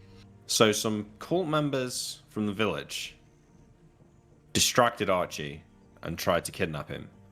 Yeah, I And think then they you were saved with them. too, because the Witnessed. yeah That old the woman women was pretty were- sketchy. yeah, and they had like fires, and I drank their weird potions. I think luckily Sail was there to save me with the Ocean Man. And there was tentacles coming out at the beach and like pulling some of the cult members in and ripping them apart. It was crazy. Sail and Ocean Man saved me. Okay. And then the bears, Nilra? Just dumb luck, I guess. What were you doing out there in the woods? Last I saw, you were sleeping right next to me. I went on a walk, and then 4 bears just started running at me. It's fucking crazy. Walking in the woods at night, that makes sense. I Okay. know what you were doing out there. Okay. You went for a sneaky wank, didn't you? Yeah, I know. I do. You caught me, Archie. You caught me. All right, I'll head Captain. into the woods. Oh, I'll go for a wank. No, I feel you. if you did that, that means the dryads watched you. Well, why do you think I Wait. did it? It's kind of hot, yeah.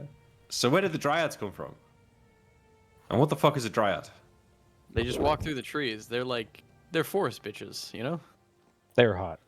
They come after you guys killed the bears, or they put the Oh. bears to sleep, right? They were We sleeping. killed 2 bears, and then they put 2 to sleep. Killed that bear. I jumped on its back. I stabbed it through its spine. And the motherfucker came behind me and killed me. What the hell? You gotta cut its head off, Captain. This place is fucked up. We need to get out of here. This island is cursed or some shit. The witches It must is. have done it. Let's Let's push get the off this boat place. in. Let's go. And let's not come back. I We knew can the go to the people on other this ones, island but not were this way one. too friendly. Yeah. Yeah. Captain, all I right. kind of want to go visit the island with nothing on it. That's desolate. The dryads were talking about it, how a stair apparently ruined the island. They It's don't know probably why. the White Prince, right? She said it was a stair himself who We came could down and spend- touched the island. We could spend days or even a week or two exploring that thing. This plan with Starbuck might be more fruitful. Okay. We'll put it to a vote, though. What do you two think? I say to Sail and Archie. You want to spend some time checking over that place? What was our plan with Starbuck again? We go there, we have a chat with him, see if we can't talk him into feigning pulling away his blockade. You know, And Captain, I was gonna go with, I always got your back for a plan, but Mhm. those forest ladies, they really made a good point last night. I think we should probably go with what they have to say. what for did a they change. want us to? They said that we should go to that place. Well, it just kind of made it sound like it, right, Magic Man? Isn't that what they? Say again? Isn't that what the forest ladies were kind of talking about? Is the island? They were talking about the island, yeah. They think Yeah. we should go there. Well, they didn't say we should go there. They said that a stair touched that place and ruined it. I don't know if Yeah. there's anything we'll find, but there must be a reason, right? Could it not just be some shit like the place with the fort where he sent all the undead and just ruined it because they were rebelling or something? It could be, but when I asked about it, it seemed like he actually physically touched the island, like Malchus physically turned those bears on us, which they made it seem is a very incredibly rare event. Okay, what do you think, Sail? I'll need to consult my god before I make this decision, although my bias is against going to Starbuck. And could I do a read omen? Or omen reading? Mm-hmm. I ask, will the land or sea bear fruit for us? Which of... how do I even phrase that? What will bear the greater fruit, land or sea? Yeah, basically. Here is my omen reading. Oh. Oh, wait, do you roll that in private? I am supposed to roll it in secret. Oh, my bad. That's right, my bad, Based. never mind. Saved. Sneak Lucky. in a second roll. Just threw that die across the room. It's quite good because you roll it, and then if you pass, you just say, "Oh, can we just take that roll?" But if you fail, you're like, "Oh, Neil, you're not meant to roll that one." True. Big brain, big brain.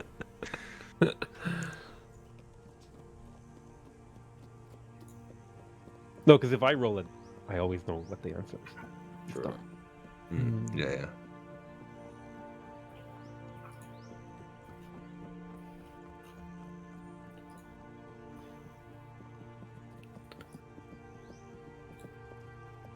You take a handful of sand under the water and sprinkle it in the tide pool. And you can see that as it drops, it forms like two mountain ridges, one close to you, close to the shore, and one, deeper into the pool. And the two ridges are fairly similar in height, but the one closer to you on land is just like a little bit bigger than the one out to sea.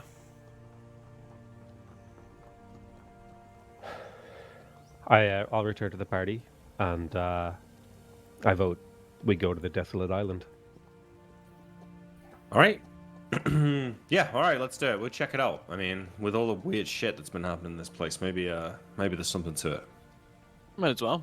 Maybe all of the crazy events of last night were maybe it was meant to happen to us to get us to consider this or something. I don't know.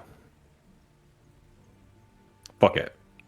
If Starbucks gone by then, he's gone. Maybe there's more to explore around here, so it's fine. But I'm still kind of wounded. Maybe I should use another healing salve. Oh, at the start of today, I would like to dispel my 3rd level spell and learn Accelerate Healing, and I'll cast it on Captain Winners, so he'll heal faster every day. Excellent. Okay, so what will that get me? Roll a 1d4 to see how many days you heal at twice speed. Okay. Rip. Times. I can cast it on you again tomorrow. Okay, so I'm gonna get double healing, which means I guess I just use I think, do I just use a full healing salve here, or should I just stay out of combat? You're just out of combat. I think you're fine. Okay. I'm gonna recast Armor on me. armor on you. Yeah, I'll expel 2 magic missiles today, and I'll cast armor on you. Or I'm gonna have 3 magic missiles, and yeah, that's fine. Yep. Armor on Archie and onto. Yep. Cap. I'm also going to expel a few of my other spells, but I'll just do that in the background. It's just create water in no time. I need to get myself a short bow proficiency or something. These situations. All right. I will now give up my position at the front of the party, but I think we go into the boat and we aim to sail north around the island and to the desolate island. Do one of these north around this island, and then are you going to just land at one spot? Are you going to sail around the whole thing? Which spot do you want to land at? What is your approach to exploring this new land? Keeping aware that Port Jasper is right here, Yeah. We're here, so couldn't we just go over here? Yeah, we could. Yeah, okay. We can Totally. just do that. Yeah, let's land about there between the 2 mountain ranges. Great. On the back side of the island, between the 2 mountain ranges, and you look out across the thing. The distance between these mountains has got to be 10 miles or something like that. So it's probably similar distance, maybe a little bit less side to side. As soon as you set foot in this place, you can feel the alkalinity of the soil at your feet. Whoever's wearing sandals, I assume someone's wearing sandals. The ground here is definitely devoid of any nutrients that could hold life. The wind blows this place kind of dry and hastily kicking up little bits of sand and blowing it on you. Within 15 minutes of being here, you notice your clothes all have like this light dusting to them, this light white dusting to them. You're not going to find any water in this place by the looks of it, or if you do, it might be dirty or contaminated in some way, shape, or form. So you're going to have to load up some of your water skins from your boat and probably some food from your boat as well, in case something happens and you need to spend some time out here. How many days worth of provisions would you like to take, knowing that each day is about 4 pounds of provisions? How far across is the island? Less than 10 miles? You could get there and back a day if it were flat, easy to walk ground. Let's take 3 days. Yeah. Okay.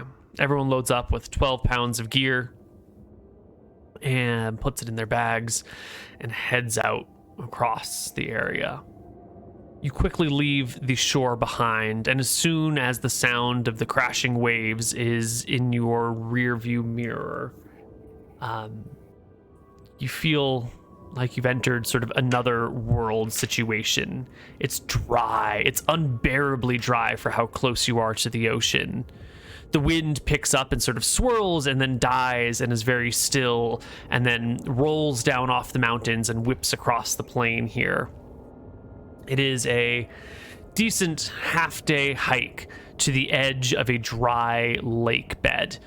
The whole thing dips down below. You can see like the area where once the water would have rested. There's some reddish rock with water lines that are like bleached white below and reddish rock above. And then the rest of the area is sort of like sandy, silty depression that would form this lake bed. From your position on this lake bed, you can gaze out across and notice that there are ruins on the other side of the lake bed. There is some sort, like this whole area between these mountains is flat, is really, really, really flat. And then on the other side of this lake bed, there is some sort of like slight mounded something and then flat again in all directions.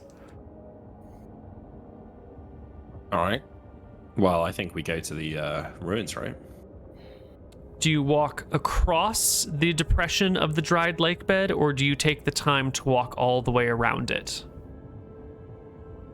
I think we walk around. How deep is whatever the captain says. it? Because if it's too deep, we struggle to climb up the other side. Well, I mean, it's sort of dipped. It looks like if everything is normal, you should be able to walk down and across and back up again. At its deepest point, it's a few hundred feet. Is it rocks? Sand and silt. Yeah, so I think it's too risky, right? We might not be able to climb back up the other side. Let's just go around. All right. Yeah. Yeah, I agree. Walk around. You make your way most of the way around. Go ahead, Sal. While we're walking, the dust that's like sticking to us? Mm-hmm. Can I try to take a handful of it and try to use it to cast a spell to see if it works? Yes. What spell would you like to cast? I'm just going to cast light on my hand, basically. Yeah, it doesn't work at all. Do I get to keep my spell? It just is a fail? You do. Yeah. You're okay. You pull out the sand, the dust, and you try to use it, and the magic does not flow. Okay. You make your way around the dry lake bed. Partway through the day, a large dust storm kicks up, just huge plumes, and you all have to bunker down for an hour or two in the sandstorm. You can't see more than, 6 inches, maybe a foot in front of your face. You can't see each other even. Your eyes, your mouth, your ears, everything gets covered with this thick dust to the point that you just have to hide on the ground with your eyes closed and something covering your mouth so that you can even breathe. When the dust storm passes, you and all your companions are just covered head to toe in this white dust, plastered. Your hair is thick and goopy and stands in place. It's just, Do I have any guess what this dust is?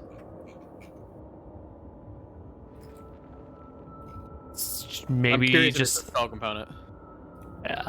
Do you have a spellcraft proficiency? I have spellcraft, yeah. Give me a spellcraft check. Okay, and you are fifth level. 5th level. Yeah, you don't recognize this component anywhere. It might be a higher level spell, or it might just be, the dust Have left I ever behind. seen anything like this before? No. Okay, I'm gonna take a bag of it. Wait, Okay. are you saying we've never seen anything like the dust before? What's so odd about it? You've never seen a landscape like this before, I don't think. Right, sure. But Have I ever seen anything like this dust before? Well, it's sort of alkaline. You can feel it sort of like eating at your exposed skin when it's in large quantities. It coats everything pretty tightly. It's a different sort of dust than you've encountered before. Yes. I don't know if it's like necessarily worthy of your attention, but it is different. It's like if taking you a go bag of it. to the Sahara, and all of a sudden you're like walking in a sandstorm, and that sand is going to be very different than the sand you find at a beach, but it's still like a big sandy thing. I don't know if it's important that it's different sand, but it is different. I'll take 5 pounds of it. Okay. You load up bags full of it. What do you want me to call it? 5 pounds. Monshare dust. Thank you. All right. Once the storm passes, I motion to if we've still got daylight left, let's try and get to the shelter so that we don't have to sleep in any storm like that. Mm-hmm. Coming around the lake, you will find sort of small dunes, not large, but large enough. We're talking like on the order of inches that it does make your passage slow. And you will find yourself having to make camp in the wide open How at far are night.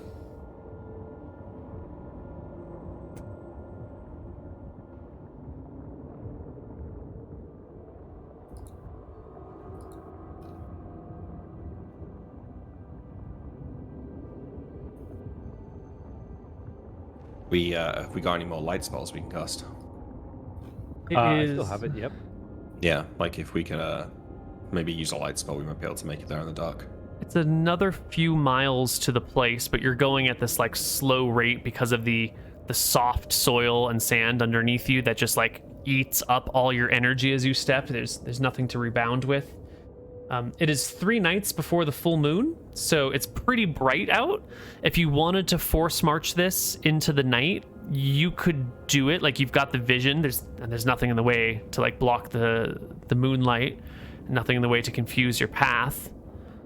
But then you would be arriving in the ruins late at night during the dark while you're exhausted. Well, if that's not a warning. I don't know. I haven't heard one. I don't know what it is. So yeah, okay. Let's try and make a makeshift camp. I don't know what we can do in order to achieve that. I actually feel use like our we need to. backpacks to make shelters against the sand. I feel like we should go there. I don't think laying in the sand dune is gonna be the best bet. Just this is where you're gonna get attacked, I think, by monsters. Not in ruins. I think you're more likely in the dunes. But What if it's your there's call. something there? There could be some sort of beast, undead, or some crazy stuff. Last time we saw a place like this, we got attacked by a revenant. Almost And had there my could be throat ripped out. Earthbound as well, if the White Prince or Astaire had something to do with this. Have we seen any natural wildlife on this island? Is there any No. insects? No insects, no birds. I don't think we're going to get attacked in the night. I appreciate it's a risk, but I think, I want to try and stack our backpacks against each other to make a little wall to maybe protect against the sand. And if the sandstorm starts, maybe we can just rotate around the bag wall to get on the right side of it from wherever the sand is going to go. Something. Okay. Will everyone make me constitution checks through the night?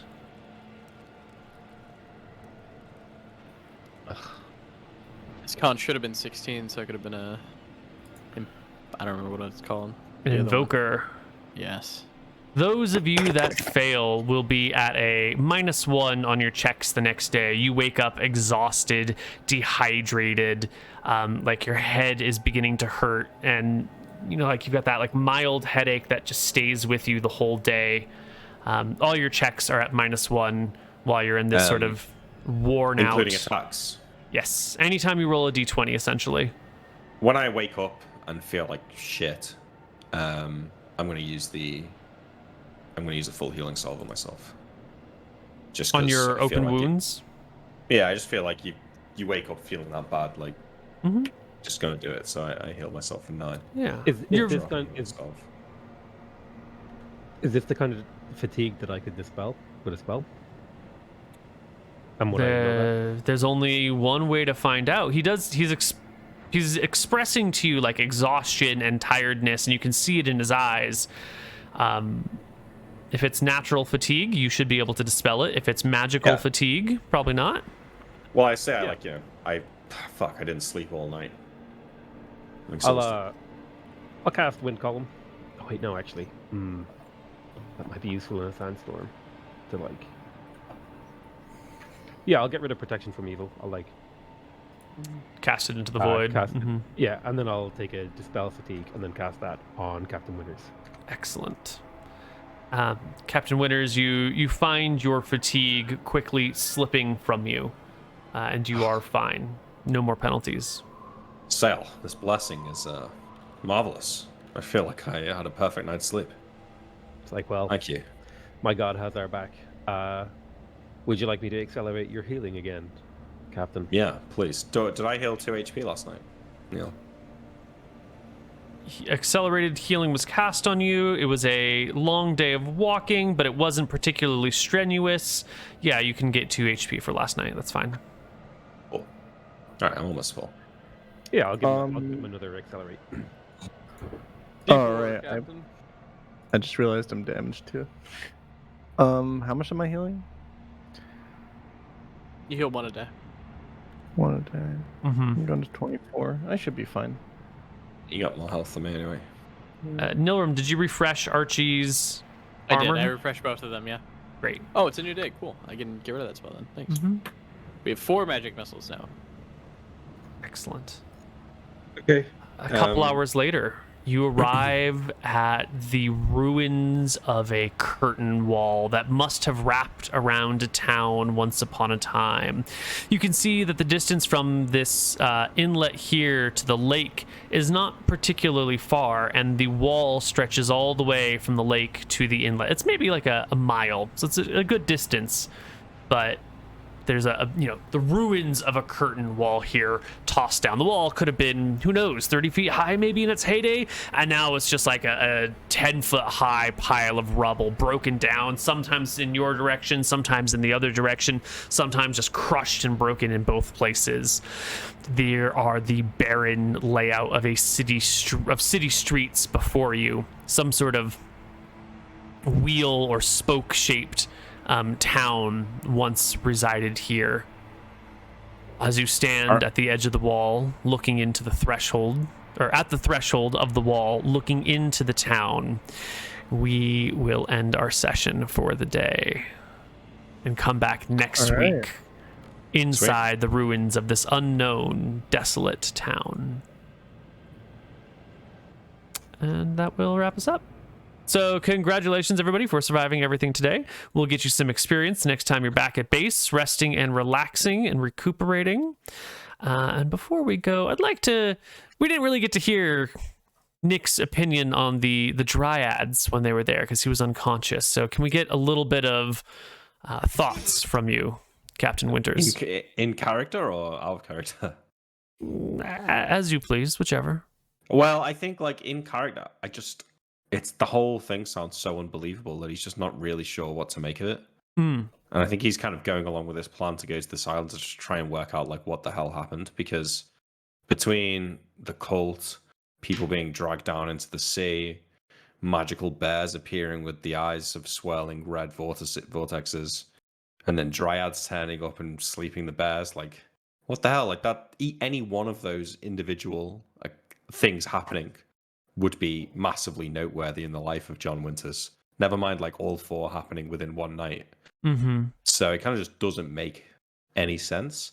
No one's told him that I was almost dragged away to be the sex slave of the dryads, right? No. Yeah. So I think if I knew that, I don't know how I would feel about that. Maybe disappointed in a curious way, but probably grateful that I wasn't sold into slavery. Oh, we could have sold him. We could have sold him for information on the fountain. Fountain of Youth. That's what I thought you were going to do. No. That would have been a real dick move. Yeah. Yes, I don't really know what John would think of it. It does out of character. It seems kind of odd that dryads would turn up and save our ass at the last minute. I don't know. There's some chaotic shit going on. Okay. Well, that'll be it. Unless there's something someone else has to say. Use your Twitch Twitch Primes. Patreon. Subreddit. Patreon, subreddit. Questions on Koibu's subreddit. Oh, did we have questions actually? Oh yeah. MrMouton. In a couple weeks. Yes, we have. He's already in the queue for League. No, I just didn't know if we already answered these. I wasn't sure. For Muton, does Noah miss his parents at all? Is he thankful for what they did for him? Does he want to try and visit them sometime soon? No one probably doesn't think about his parents too much. I just think that there were people in his life who, helped him out. But he probably doesn't view them as anything noteworthy. They're just simple servants. So I think Norum is like extremely self-centered and selfish, and probably just doesn't. Since the parents have no impact on his life, it's like, why would they even cross his mind? Norum felt bad for Winters, and that's why he didn't send him to slavery, because he was the one who did it. So it's a very it's a humbling moment for Norum. Though it's probably the first time he's ever had a shred of human decency, I would imagine. Yeah. It was humbling, but he, he had his moment with Malchus at the end. He ate the eyeball and winked at him. He sees what he's doing, I think. Another backstory question for Sale. How much does he think about his brother and mother? How committed is he to finding his family? Is that something he wants to ask Rohi for an aid of? Or has that fallen away because of his unholy mission and the new powers he has been granted? Sale does not think very much about his family. And it might be down to the fact that making a pact with Rohi changed him. But he still cares for his mother, but he never really got along with his brother. I think he is more focused on, well, for a long time it was survival, and now it's more like actually disrupting the White Prince and doing things of that nature, and protecting, obviously, his crew, too. Last question. For Muton, does Norum care if his actions will lead to negative consequences for the other players? For the party, do you fear Norum doing something that might one day get another player killed? I don't think Norum doesn't think about other people too much. Out of character, I don't want to get anybody else killed. I don't mind if Norum dies, but I'm not super keen on getting John killed for Norum's dumb actions. So I would feel bad if that happened. But in character, Norum doesn't really care. If Norum wants to know something, he'll do it, as I think showcased this episode. And then the party. Right. Well, that'll be it then. We will see you all next week with more Tides of Death. See you next week, guys. Bye-bye. Bye. Next week. Goodbye. Adios.